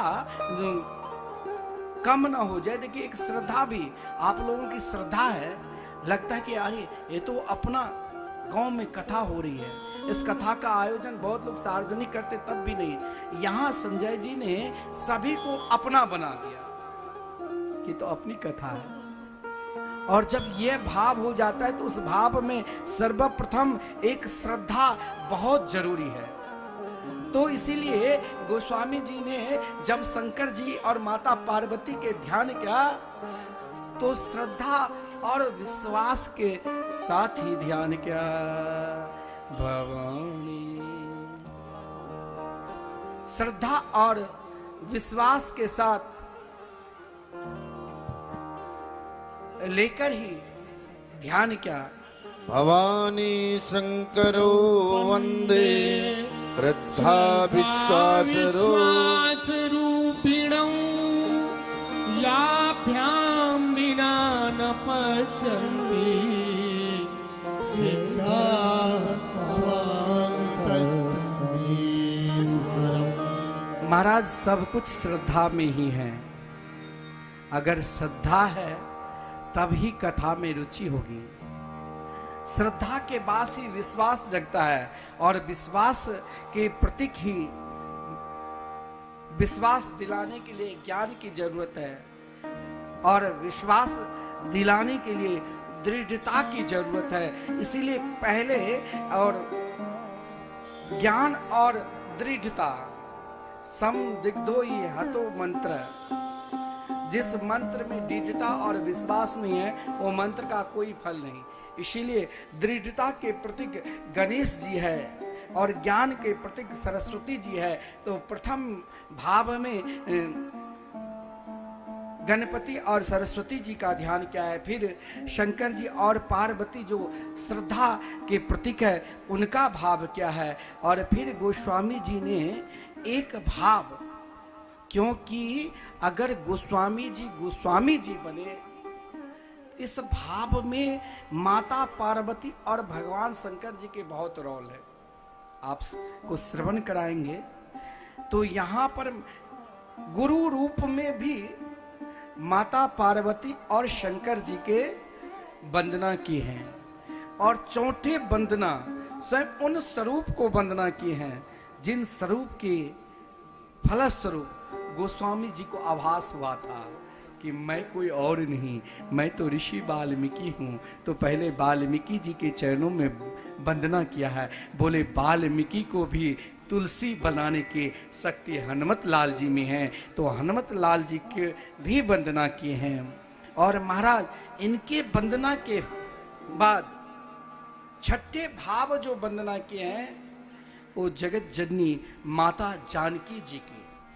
मैंने प्रारंभ में ही जानकी जी की वंदना किया, क्योंकि हम लोग मिथिला के रहने वाले हैं। जिस क्षेत्र में है यह क्षेत्र के विषय में मैं प्रारंभ में ही कह दिया है। और सातवें भाव में मानस क्यों बनाया, मानस को क्यों वंदना किए, इस प्रकार के मानस को वंदना करते हुए कहा कि मानस को मानस में बैठाने के लिए यहाँ गुरु की कृपा है। तो गुरु की वंदना करने लगे। बंदो गुरु पद पदों में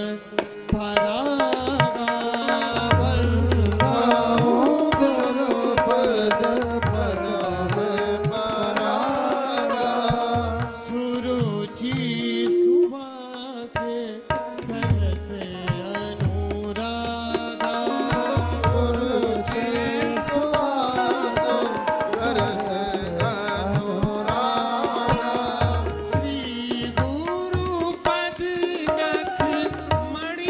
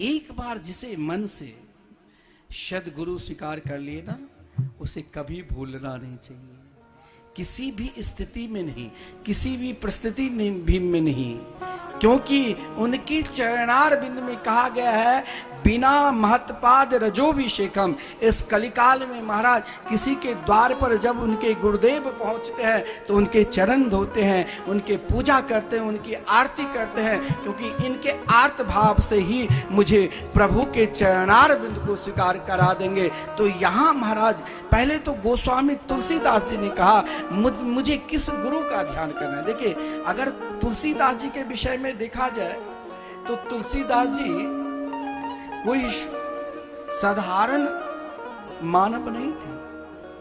कई लोग कहते हैं कि तुलसीदास जी इसीलिए बने, उनकी पत्नी रत्नावली ने धक्का दिया तब तुलसीदास जी बने। तो आपको जानना चाहिए, आजकल तो घर घर में तब तुलसीदास बन जाना चाहिए, क्योंकि पत्नी तो सबको धक्का देते हैं, छोटी सी बात में ही नाराज हो जाती है।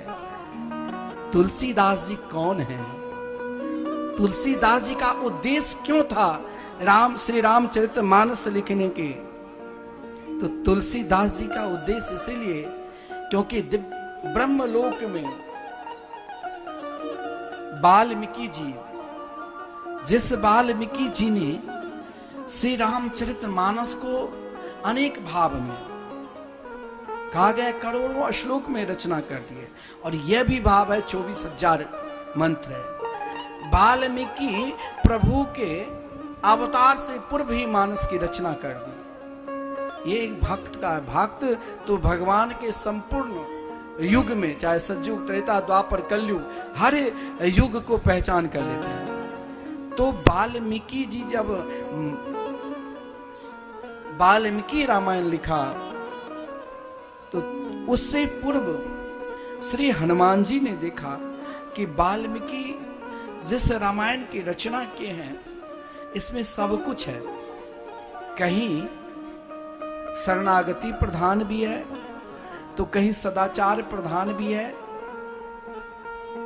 कहीं सोच प्रधान, कहीं पवित्रता प्रधान, हर चीज व्यवहारिक को प्रधान करते हुए अंत में श्री राम नाम को प्रधान करते हुए लाते थे। लेकिन यहाँ श्री हनुमत लाल जी ने विचार किया कि जिसमें विशुद्ध, क्योंकि श्री रामचरितमानस में ऐसा कोई भी, चाहे चौपाई हो, चाहे दोहा हो, चाहे छंद हो, ऐसा कोई नहीं है जिसमें रकार और मकार का उच्चारण न हो, राम नाम की महिमा न हो।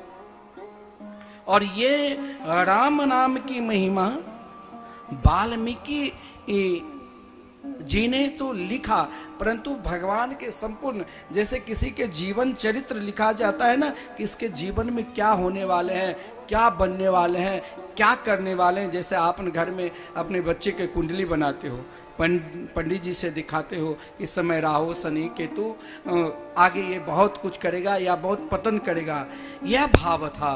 परंतु हनुमान जी ने सोचा मुझे तो विशुद्ध श्री राम नाम की महिमा को लिखना है। तो हनुमान जी स्वयं साकेत धाम में, वैसे तो हनुमान जी चारों युग प्रताप तुम्हारा, जिनके चारों युग में बराबर प्रभाव है, चाहे सतयुग हो, चाहे त्रेता हो, चाहे द्वापर हो, चाहे कलयुग हो, जिनके प्रताप चारों युग में बराबर हो, वो मानो प्रभु के लीला चरित्र किस भाव से लिखा होगा।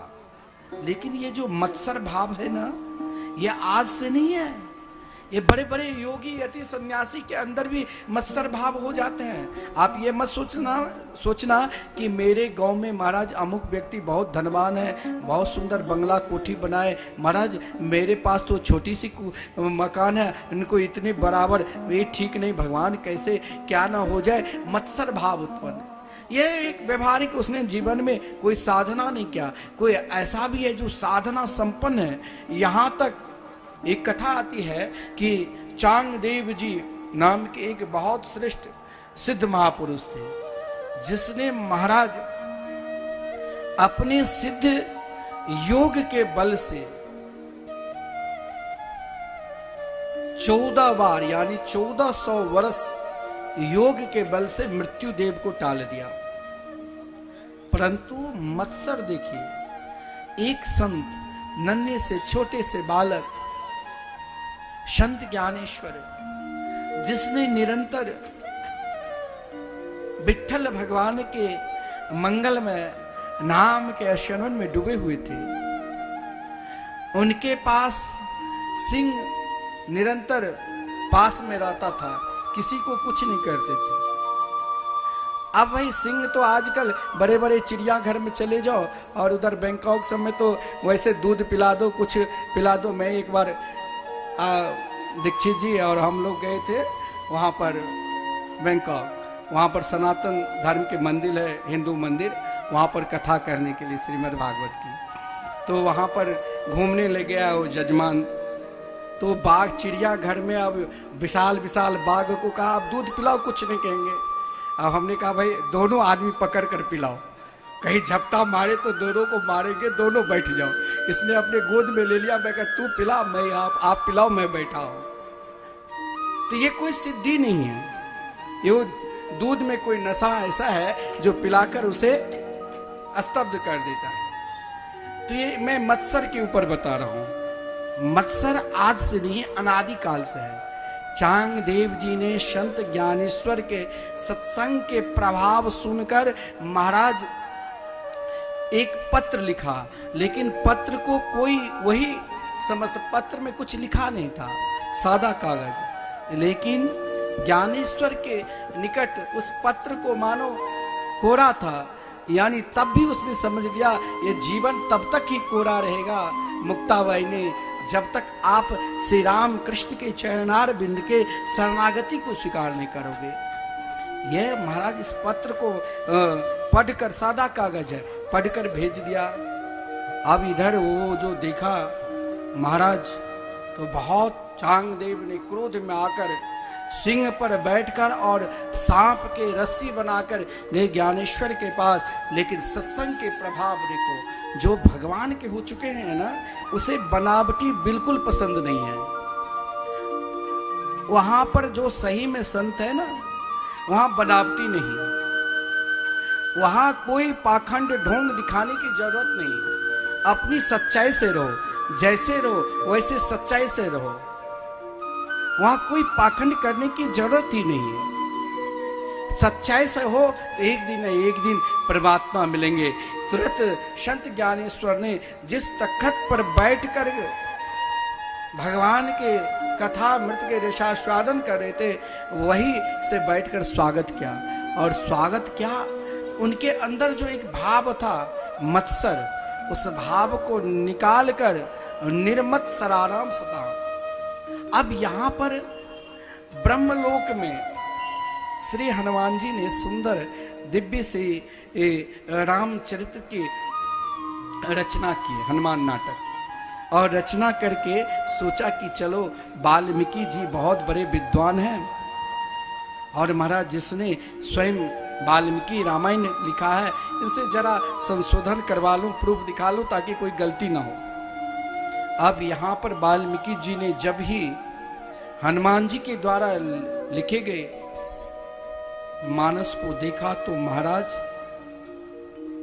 तनिक ईर्षा मत्सर भाव आ गए। बोले मैंने तो देख लिया, लेकिन आपने अगर मुझे इस समय गुरु रूप में आए हैं तो इस ग्रंथ को लेकर इस समुद्र की धारा बहरे इसमें फेंक दो।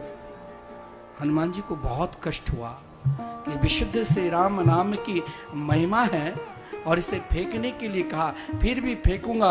बोले महाराज इसके लिए आपको भी लगता है कहीं ना कहीं मत्सर भाव है, और जिसके अंदर मत्सर भाव है वो राम के कैसे हो सकते हैं, इसीलिए आपको भी मानव के रूप में आना पड़ेगा। जिस मानव के गुणगान स्वयं देवता लोग भी करते रहते हैं, वो अमीशाम किम कारी शोभनम, वही मानव के रूप में आपको आना पड़ेगा पृथ्वी लोक पर, और यही मानस को स्वयं आपको ही रचना करना पड़ेगा।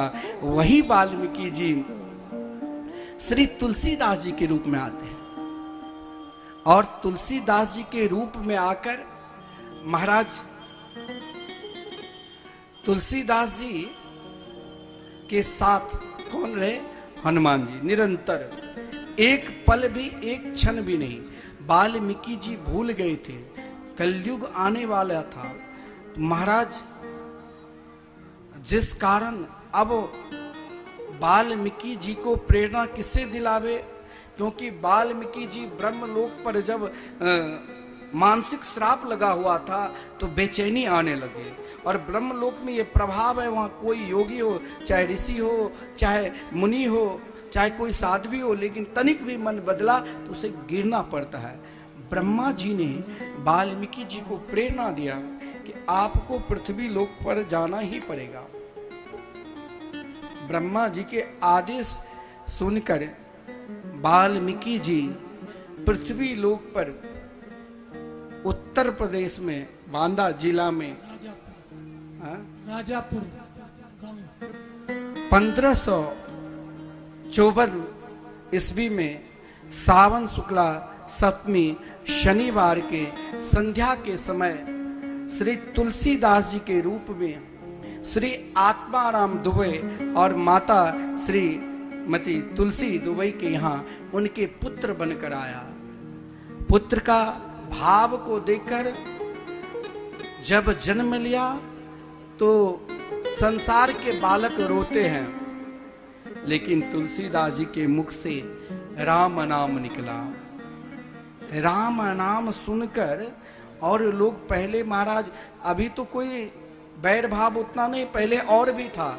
सब कहा ये बालक नहीं, अमंगल है, ये तो जन्म लिया और लगता है ये 5 साल की बालक है, इसे मारो मारो मारो। महाराज इतना कष्ट दिया जो उनकी माता ने आंचल में ढककर अपने यहाँ पीहर ले आए। और जिस क्रम में महाराज माता भी वेदना से, दुख से मर गई, और इधर एक दासी जो थी, उन दासी चुनिया के पास उन नन्हे से छोटे से बालक इतने प्रभावशाली हो गए, इतने प्रभावशाली। उन प्रभावशाली को बनाने के लिए सदगुरु के रूप में जानते हो स्वयं शंकर जी, माता पार्वती जो खिलाने के लिए आते थे। क्योंकि तुलसीदास जी के बाल्यापन में राम नाम निकलते थे। एक बात ध्यान देना, भगवान को भी गुरुकुल में पढ़ने के लिए जाना पड़ा, तो तुलसीदास जी को भी प्रेरणा मिला शंकर जी के द्वारा, हनुमान जी के द्वारा। और स्वयं श्री नर हरियानंद जी, नर हरिदास जी के यहाँ काशी में जाकर व्याकरण, वेद, 18 पुराणों को ज्ञान प्राप्त करने के बाद भी तुलसीदास जी ने देखा इसमें कहीं भी विशुद्ध राम नाम की महिमा नहीं। जिस महिमा को देखे, शक्ति को बढ़ाने के लिए स्वयं शक्ति लाने पड़ेगी। तो तुलसीदास जी भी 1561 में दीक्षा गायत्री मंत्र के, जैसे उपनयन संस्कार होते हैं ना, तो गायत्री मंत्र प्रदान करते हैं। गायत्री मंत्र में वो ताकत है, वो शक्ति है जो आप किसी से हार ही नहीं सकते हो। कम से कम अब तो कोई यज्ञोपवीत संस्कार के बाद कहा गया है 3 दिन तक यदि संध्या वंदन और गायत्री मंत्र जाप नहीं किया तो दोबारा यज्ञोपवीत संस्कार करवाना चाहिए। लेकिन अब कौन कराते हैं? केवल बड़ा भोज कर दिया, जवार खिला दिया नाम के लिए, यश के लिए। लेकिन गायत्री उपासना में सहस्त्र गायत्री जिसने नित्य जाप किया उनकी वाणी सिद्ध हो जाती है। वो जिसे जो भी कुछ कह दिया वो कहीं भी वाणी के द्वारा पराजित नहीं हो सकते हैं। तुलसीदास जी ने पहले वाणी को सिद्ध करने के लिए ही गायत्री मंत्र की आराधना की। और जब गायत्री मंत्र की आराधना की, हाँ इस क्रम में कहा गया है विवाह क्या, विवाह भी क्या, विवाह की प्रेरणा से जो पत्नी रत्नावली मिली, रत्नावली की देह में आसक्ति से तुलसीदास जी डूब गए थे, लेकिन रत्नावली परम विदुषी थी और निरंतर हनुमान जी के चिंतन करती थी। शास्त्र में बहुत लोग कहते हैं कि स्त्री को हनुमान चालीसा के पाठ नहीं करना चाहिए, हनुमान जी मंदिर में नहीं जाना चाहिए, पूजा जरूर जाना चाहिए, क्योंकि स्वयं तुलसीदास जी की पत्नी रत्नावली ने हनुमान जी की उपासना बहुत की। हनुमान जी ने साक्षात दर्शन दिया और कहा कि तुलसीदास जी को कहीं इस शरीर से मोह ना हो जाए, क्योंकि देहस्तिमाम रुद्रे भी मतिम त्यजत तुम जाया सुता दिशु सदा ममताम विमुंच पश्चा निशम जगदिदम क्षण भंग निष्ठम वैराग्य राग रसगो भव भक्ति निष्ठ। भक्ति निष्ठ तुलसीदास जी की पत्नी कहा गया, जिस तुलसीदास जी ने मोह में आकर, वासना में आकर न समय का आभास रहा और न देह का आभास रहा, सीधे रत्नावली के पास गए। लेकिन हनुमान जी ने प्रेरणा दिया, इस समय यदि आपने तुलसीदास को कोई उपदेश ना दो, केवल इस शरीर से धिक्कारो ताकि इनके वैराग्य हो जाए। जल्दी श्री राम कथा मृत के जन जन्म में वर्णन करे तो रत्नावली क्या कहती है? अस्थि चर्म में देह यह तासो ऐसी प्रीति ने कुछ होती राम से, तो काहे होते भवनी ने की जो होती राम से, तो काहे होते भव भी।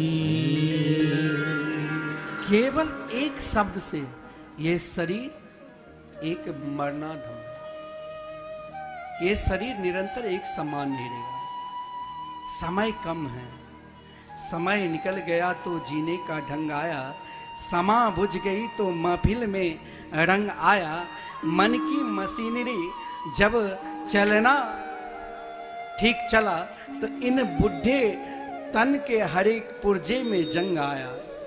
गाड़ी निकल गई तो घर से चला मुसाफिर, मायूस हाथ मलते वापस बेरंग आया। समय निकल रहा है, जाओ ऐसे कोई सदगुरु के शरण में चले जाओ जो आपको श्री राम से मिला दे। बिना गुरु के शरणागति में जब तक नहीं जाओगे तब तक प्रभु को कैसे पहचानोगे? इस शरीर को धिक्कारते हुए महाराज वहां तक भेज दिया जहां तुलसीदास जी को देह के प्रति वैराग्य नहीं, देव के प्रति प्रेम होने लगे और देव से पुकारने लगे और गुरुदेव के भजन करने लगे। गुरुदेव गुरुदेव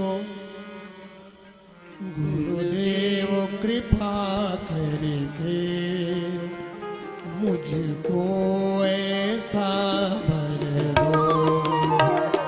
गुरुदेव कृपा करके मुझको ऐसा भर दो। गुरुदेव दया करके मुझको ऐसा भर दो। गुरुदेव कृपा करके मुझको ऐसा भर दो। सेवा सुमिरन सत्संग झोली में मेरी भर दो।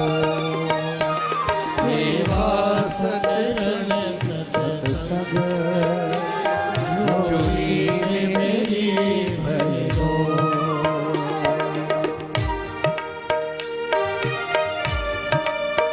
सद्गुरुदेव भगवान की जय हो।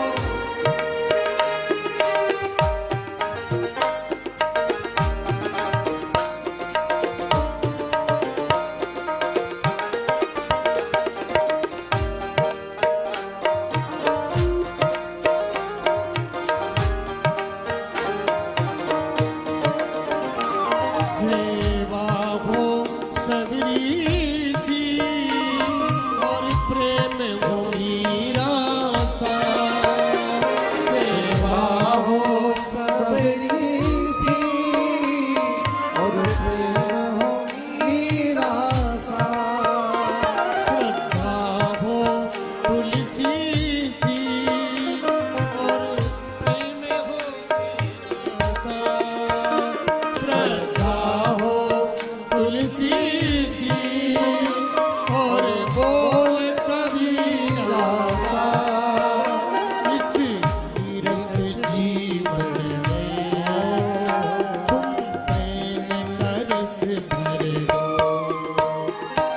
नीरस जीवन में तुम प्रेम करस भर दो। गुरुदेव दया करके मुझको ऐसा कर दो। गुरुदेव दया प्यारे मुझको ऐसा भर दो।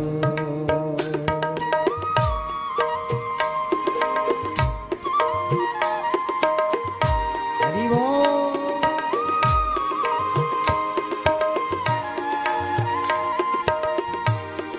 सतगुरुदेव भगवान की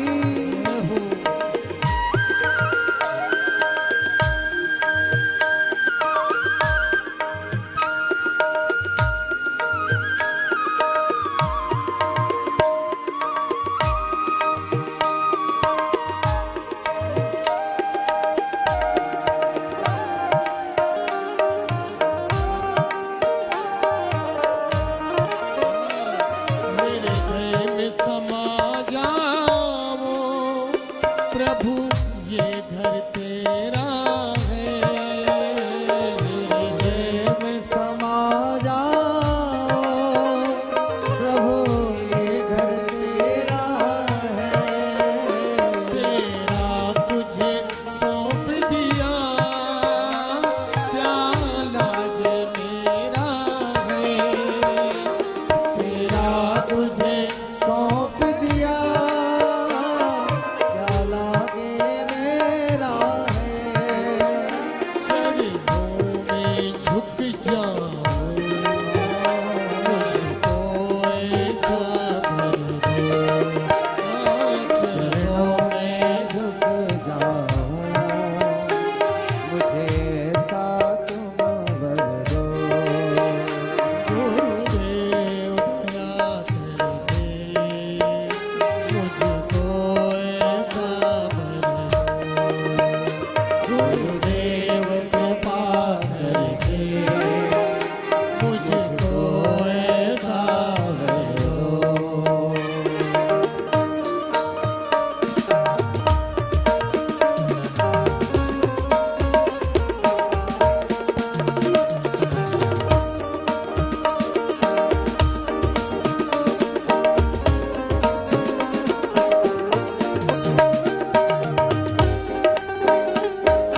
सतगुरुदेव भगवान की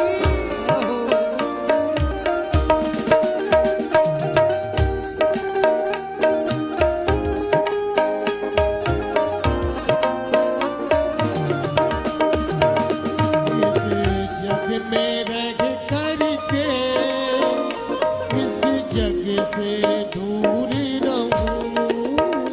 इस जग जग में रह करके इस जग से दूर रहो। हर पल तेरा नाम जपूं, तेरी भक्ति में चूर रहूं।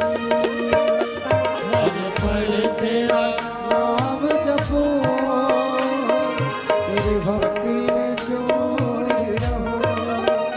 बस एक ही अरमान है, जिसे तुम पूरा कर दो। बस एक ही अरमान है, जिसे तुम पूरा कर दो। गुरुदेव दया करके मुझको ऐसा भर दो। गुरुदेव दया करके मुझको ऐसा मुझको ऐसा भर दो। मुझको ऐसा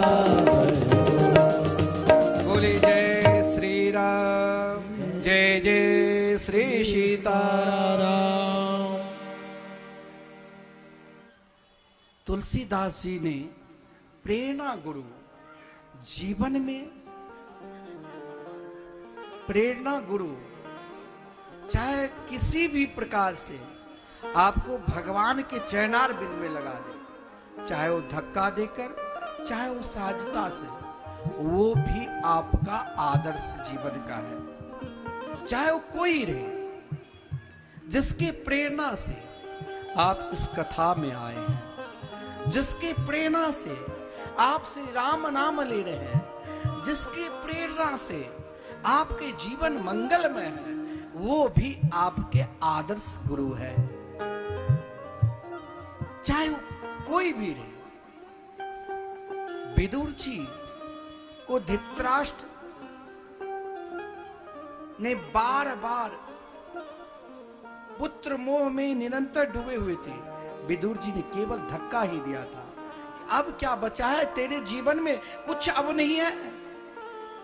सब पुत्र मारा गया महाभारत के युद्ध में, और तुम अपमानित भीमसेन के रोटी खा रहे, अभी भी कुछ नहीं बिगड़ा है।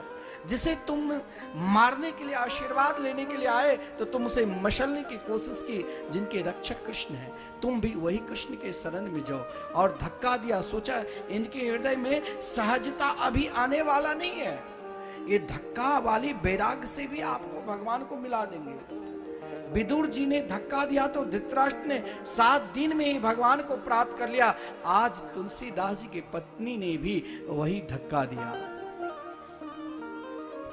और महाराज आज हनुमान जी की प्रेरणा से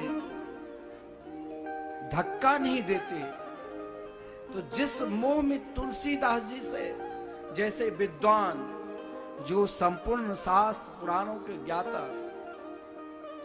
धर्म के मर्मज्ञ, एक क्षण के लिए, एक पल के लिए अपना आत्म स्वरूप को खो गए तो मोह में डूब गए। और वही मोह से उबारने के लिए आदर्श गुरु के रूप में अपनी पत्नी को स्वीकार किया। आदर्श गुरु जिसके प्रेरणा से आप सत्कर्म से जुड़ जाए। जब आपने उस आदर्श गुरु को स्वीकार किया, तब ही तुलसीदास जी को सद्गुरु मिले। और सद्गुरु कहां मिले, किसके प्रेरणा से? तो महाराज सत्संग की प्रेरणा से। नित्य जहां पर तुलसीदास जी सोचा अब तो हरि कथा की ही गान करना है, और प्रभु श्री राघवेंद्र सरकार की कथा गान कर रहे थे, उस क्रम में तुलसीदास जी को एक अपना बना लिया था कि उसे अनजान में जब सोच क्रिया से जाते थे तो एक बगूर के वृक्ष के नीचे एक प्रेत जिसको कोई सहारा नहीं था, तो सोच क्रिया के बाद जो जल बचता था उसे वो प्रेत राज को पिला देते।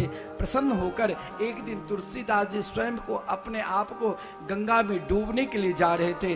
वो प्रेत ने कहा, रुको रुको महाराज, आप मेरे जीवन के आदर्श गुरु हैं। बोले मैं आपके जीवन के कैसे आदर्श गुरु? बोले अनजान में आपने चाहे मुझे अपवित्र, क्योंकि मैं अपवित्र अवस्था में हूं, लेकिन वो पानी भी मेरे लिए आज दर्शन की तरह काम किया, और मैं भी आपको उस दर्शन से मिला देता हूं जिसके लिए आप वर्षों से ललायित हैं, जिसके लिए आप वर्षों से तड़प रहे हैं। बोले कौन है? बोले आपकी कथा में, इस कथा में भी कहीं ना कहीं आज मैंने कलश यात्रा में आप प्रत्यक्ष देखा कि इस कथा में, श्री राम कथा में देवता भी कहीं ना कहीं किसी न किसी रूप में रहते हैं। महाराज कहाँ भयंकर गर्मी पड़ रही थी यार, कहाँ मौसम ही बदल गया। इस कथा में भी कोई ऐसा व्यक्ति है जो कोई हमें पहचाने नहीं, कोई हमें स्थान नहीं दे। आजकल महाराज स्थान के लिए लड़ाई होती है, जगह के लिए लड़ाई होती है। भाई हमें मंच पर बुलाकर आदर करे, सम्मान करे, माला पहनावे, और बड़े बड़े वक्ता जो विश्वविख्यात है, अब कथा छोड़कर 3 घंटे में तो 2.5 घंटे वर्णन में अमुक बाबूजी आए, अमुक सेठ जी आए, अमुक आए, इनको फूल माला पहनाओ, स्वागत करो, पटका पहनाओ और लिफाफा रखो, बस समय निकालना है। लेकिन यहाँ पर तुलसीदास जी को आज आदर्श गुरु जीवन में आप कहीं बना सकते हैं, और तब तक आदर्श गुरु अपने जीवन में बनाओ जब तक आपको प्रभु के चरणार बिंद में प्रेम न हो जाए, प्रभु के चरणार बिंद में समर्पित भाव न जगे। आज प्रेत राज को भी आदर्श गुरु बनाया। एक बार क्या हुआ तो मधुसूदन सरस्वती बहुत बड़े विद्वान, विश्व विजयी नाम था उनका, संपूर्ण शास्त्र पुराण सब कुछ कंठस्थ थे। लेकिन महाराज उन शास्त्र के अध्ययन के बाद भी मधुसूदन सरस्वती के अंदर कहीं ना कहीं अभिमान था, जिस अभिमान को तोड़ने के लिए भगवान शंकर जी ने सोचा मेरे प्रिय भक्त को अभिमान नहीं होना चाहिए। और मधुसूदन सरस्वती पर जब तक आचार्य भगवान शंकर जी की कृपा नहीं होगी, क्योंकि भगवान शंकर जी वैष्णवों के आचार्य है, कहा गया वैष्णवा नाम यथा शंभु। तो एक दिन मधुसूदन सरस्वती भी एक योगी प्रेतराज के रूप में, मधुसूदन सरस्वती जिस सोने के सिंहासन पर बैठते थे उनके सिंहासन पर अकड़ कर बैठ गए। मधुसूदन सरस्वती अपने कक्ष से निकला, दिखा महाराज ये अनजान आदमी मेरे सिंहासन पर कैसे बैठे। तो मधुसूदन सरस्वती को भाव को समझ गए कि इनके अंदर क्या भाव है। कहा देखो मधुसूदन सरस्वती, जब आप निकलते हो किसी विद्वान से लड़ने के लिए, दिग्विजय करने के लिए, अपनी विद्वता की पहचान कराने के लिए, तो कहीं आप जीतते हो तो क्या होता है, बोले प्रसन्नता होती है, बोले और कहीं हार जाते हो तो क्या मिलता है, बोले दुख मिलता है। बोले यही दोनों से उठना है और मैं तेरे लिए आदर्श गुरु बनकर आया हूं, मैं कोई और नहीं हूं, मैं शिव हूं। और इस शिव को तुम अपना कल्याण चाहते हो तो जाओ जाओ और अपना कल्याण के लिए सोचो और श्री राम नाम के जाप करते रहो, श्री कृष्ण नाम के जाप करते रहो। वही मधुसूदन सरस्वती जब निकला कुछ ही दूर तो एक महाराज प्रेतराज के उपासक मिल गए।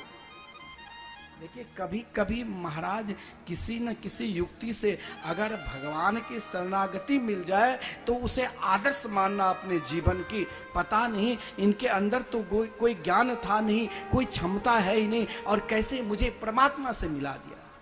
मधुसूदन सरस्वती ने बोले श्री राम नाम लो, तो महाराज कब तक लूं, मरने के बाद भी पीछे पीछे लोग चलते हैं, राम नाम सत्य है, राम नाम सत्य है, फिर भी ये जीवन नहीं बदलता है, फिर भी जन्म लेना पड़ता है। तो कोई कहा तुम उस समय सत्य को पहचान करा रहे हो जब ये पहचान करने लायक ही नहीं, तुम अपने आप को पहचान करो। बालापन में कहा धरा धाम सत्य है, और जवानी में कहा अर्थ काम सत्य है, और जब पंछी निकल पड़े पिंजरे से तब तुमने कहा राम नाम सत्य है। उस सत्य को पहचानो। जब पहचान करने की जरूरत तब अभी क्या भगवान के भजन करेंगे, और जब नहीं तो सब चिल्ला रहे हैं। तो एक महात्मा ने कहा तो किसे बोल रहे हो, मुर्दा के, वो तो सुन नहीं रहे। और या तुम अपने को पहचान गए तो आज से राम नाम लेना प्रारंभ कर दो, तो क्यों भूल गए हो, यही भूलना। मधुसूदन सरस्वती को प्रेत ने कहा तो मेरे उपासना करो। बोले महाराज तेरे उपासना से मिल जाएगा तुम्हारा देवता। बोले जरूर। 2 महीने के, लेकिन कुछ शांति नहीं मिली। फिर वही प्रेत ने कहा आप कहां भटक रहे हो महाराज, आप तो श्री कृष्ण राम कृष्ण के मंगलमय नाम लो, एक दिन मेरे प्रभु जरूर दर्शन देंगे। और उस नाम अनिष्ट होकर मधुसूदन सरस्वती जब आगे बढ़े तो स्वयं भगवान मुरली बजाते हुए वंशी विभूषित करान्नवनीरदाभात् पीताम्बरा गरुडबिम्ब फलधरोष्ठात् पूर्णेन्दु सुन्दर मुखादर विन्दनेत्रात् कृष्णात् परं किमपि तत्त्वमहं न जाने। उन मुरली मनोहर प्रभु के दर्शन क्या। और यहाँ तुलसीदास जी को वो प्रेत ने कहा महाराज आपके पंडाल में कहीं न कहीं जो सबसे नकारे हुए हैं, हमारे संजय जी क्या करते हैं, किसी को नकारते नहीं, सबको सम्मान करते, सब अपना है, सब भगवान के हैं। यही श्री राम कथा के फल है, सब अपना है। ये नहीं कि ये बहुत बड़े हैं, ये बहुत श्रेष्ठ जाति के या कोई छोटी जाति, सब अपना है, सब भगवान का है। यहाँ कोई छोटे बड़े नहीं, बड़े तो वो है महाराज जो राम के हो चुके हैं, जिसके जीवन में राम है वही सबसे बड़ा है। और ये बड़ा तभी मिलेगा जब अपने जीवन में सत्संग को बढ़ाओगे। और सत्संग से ही तुलसीदास जी को श्री हनुमान जी के दर्शन हुए। इसीलिए गोस्वामी जी ने वर्णन के क्या, बीनु बिनु सत संग विवेक न होई, बिनु सत संग विवेक न होई, राम कृपा सुलभ न सोई, राम कृपा बिनु सुलभ न होई, सतसंगति मूल मंगल मूला, संगति मूल मंगल मूला, सोई फल सिद्धि सब साधन मूला, सोई फल सिद्धि सब साधन मूला, सठ सुधरहि सतसंगति पाई, सत सोधरहि सत्संगति पाई, पारसी परसी गुणाति सुहाई, पारसी परसी मुखादि सुहाई, बिनु सतसंग विवेक न होई, बिनु सत्संग विवेक न होई, बिनु सतसंग बिनु सतसंग बिनु सतसंग विवेक न होई। ये सब जीवन में श्री राम को प्राप्त करना है तो सत्संग करो। जब तक सत्संग नहीं करोगे, श्री राम भद्राचार्य जी ने इस भाव को सत्संग करो, सत्संग करो। जब तक जीवन में सत्संग नहीं करोगे तब तक श्री राम को कैसे पहचानोगे, कैसे पहचानोगे? श्री राम को पहचानना है तो सत्संग करो। यह अवसर फिर नहीं मिलने का, सत्संग करो सत्संग करो, यह अवसर फिर नहीं मिलने का, सत्संग करो सत्संग करो, यह आपके साथ सब कार्य मिलने का, सत्संग करो सत्संग करो, ये अवसर फिर नहीं मिलने का, सत्संग करो सत्संग करो, यह वक्त नहीं हिल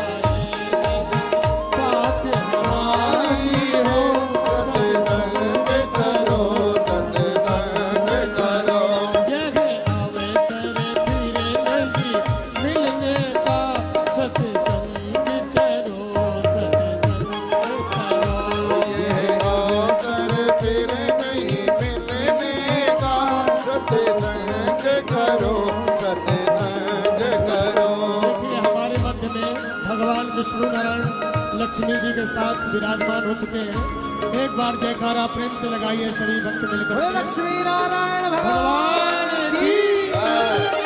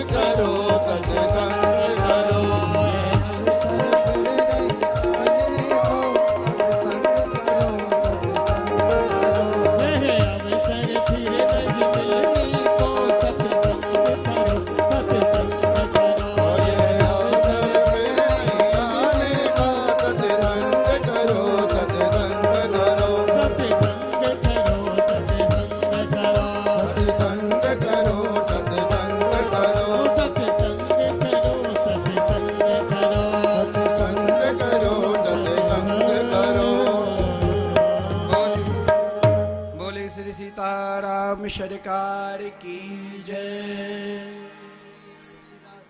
आज आप लोग कलश यात्रा में भी थके हुए हैं और आज प्रथम दिन है। गोस्वामी जी ने जड़ चैतन्य सभी को वंदना की। अयोध्या को श्री राम लखन भरत शत्रुघ्न लाल जी को ऐसा कोई भी धरातल पर जड़ चैतन्य नहीं है जिसके वंदना नहीं किए। और महाराज आज के प्रसंग को हम यहीं पर विश्राम देते हैं और कल से देखिए ठीक 3 बजे आप लोग उपस्थित हो जाएंगे तो वृंदावन की जो झांकी आए हैं ना वो आपको रास के माध्यम से भी दिखाएंगे और साथ में जो हमारे गायक जी सब कल ठीक 3 बजे हम लोग उपस्थित हो जाएंगे और 4 बजे से जो संत वाणी चैनल के माध्यम से आप लाइव कथा की श्री रामचरित मानस की कथा जो भक्त श्रवण कर रहे हैं और ठीक समय पर उपस्थित होकर श्रवण करना। आइए आज प्रथम दिन है, आप सब भी थके हैं, कई लोग व्रत भी किए हैं। अब हम आरती के दर्शन करेंगे और आरती के दर्शन के पश्चात फिर प्रसाद लेकर सब प्रस्थान करेंगे। तो आइए एक भाव के साथ भजन झूमते हुए सब ताली सेवा करते हुए भजन के आनंद लीजिए और फिर आरती के दर्शन करेंगे।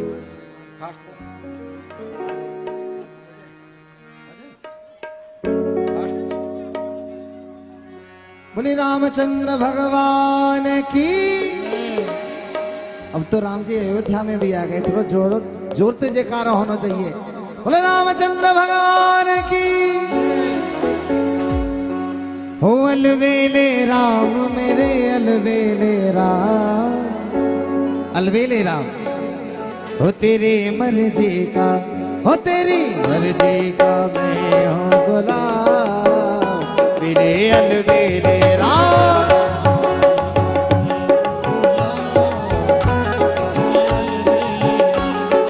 अलवेले राम मेरे अलवेले राम, हो अलवेले राम मेरे अलवेले राम,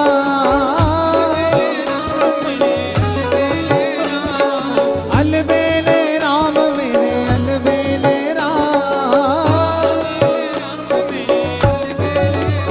तेरी मर्जी का, हो तेरी मर्जी का मैं हूँ गुलाम, मेरे अलवेले राम। यहो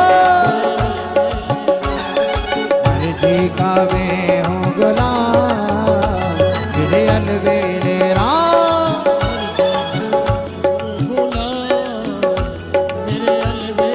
बोले रामचंद्र भगवान की। यहो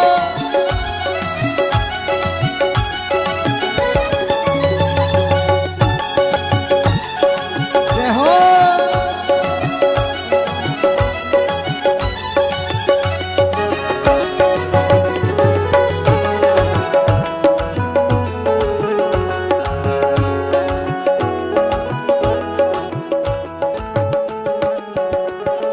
जो भी करा ले हो मैं तुम पर न्योछावर, हो प्रभु जो भी करा ले हो मैं तुम पर न्योछावर, जो भी करा ले हो मैं तुम पर न्योछावर, हो मेरी दौलत, हो मेरी दौलत है बस तेरा नाम, मेरे अलवेले राम।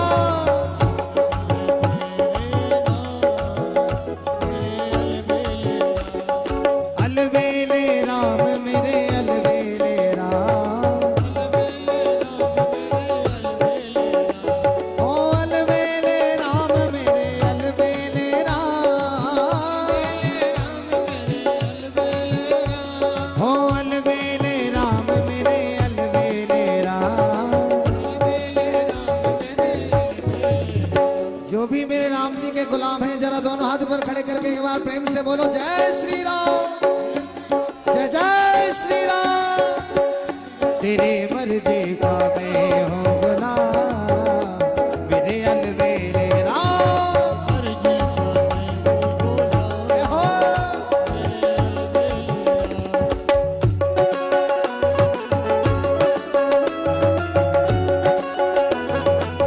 सियावर रामचंद्र भगवान की।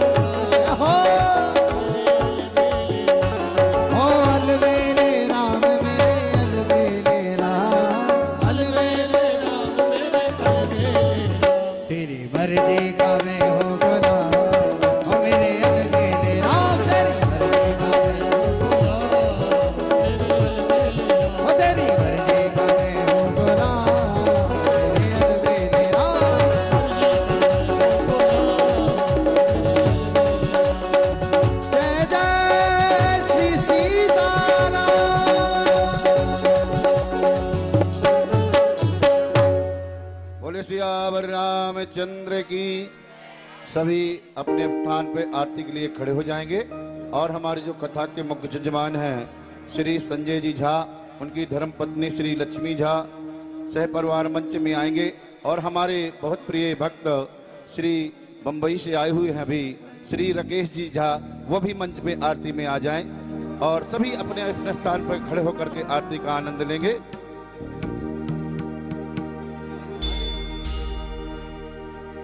ओम चंद्रमा मनसो जात चचोः सूर्यो अजायता श्रोत्रात्पाय च प्राण च मुखादग्निरजायता। आरती श्री रामायण जी की, आरती श्री रामायण जी की, तीरथ कले ललित श्री की, तीरथ कले आरती श्री रामायण जी की, आरती श्री रामायण जी की। गावत ब्रह्मा दिख मुनि नारद, गावत ब्रह्मा दिख मुनि नारद, वाल्मीकि विज्ञान विशारद, वाल्मीकि विज्ञान विशारद, सुत सनकादि शेष अनुसारद, सुत सनकादि शेष अनुसारद, वरनि पवन तीरथ नीति, आरती श्री रामायण जी की। गावत वेद पुराण अष्टदश, गावत वेद पुराण अष्टदश, छहो शास्त्री सब ग्रंथन को रस, छहो शास्त्र सब ग्रंथन को रस, मुनि जन धन संतन को सरी बस, मुनि जन धन सन को सर्वस, सारे अंश संत सब ही की, आरती श्री रामायण जी की। गावत संतत शंभु भवानी, गावत संतत शंभु भवानी, अरुघट संभव मुनि विज्ञानी, अरुघट संभव मुनि विज्ञानी, व्यास आदि कवि वर्ज बखानी, दास वर्ज बखानी, कागद सुने करुण अकेही, आरती श्री रामायण जी की। कलिमल हरनी विषय रस फीकी, हरार मुक्ति जुगती दलल रोग भव पूरी अमीकी, दलल रोग भव मोरे अभिकी, तात मात सब तुलसी की, आरती श्री रामायण जी की। तीरथ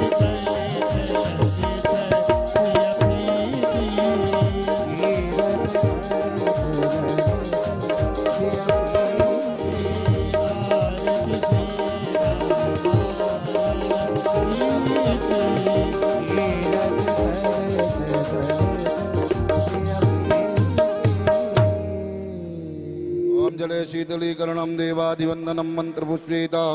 ओम जगनेन जगनमय जंत देवास्तानि धर्माणि प्रथमान्या सन्नातिहनाकं महिमानः सचन्त यत्र पूर्वे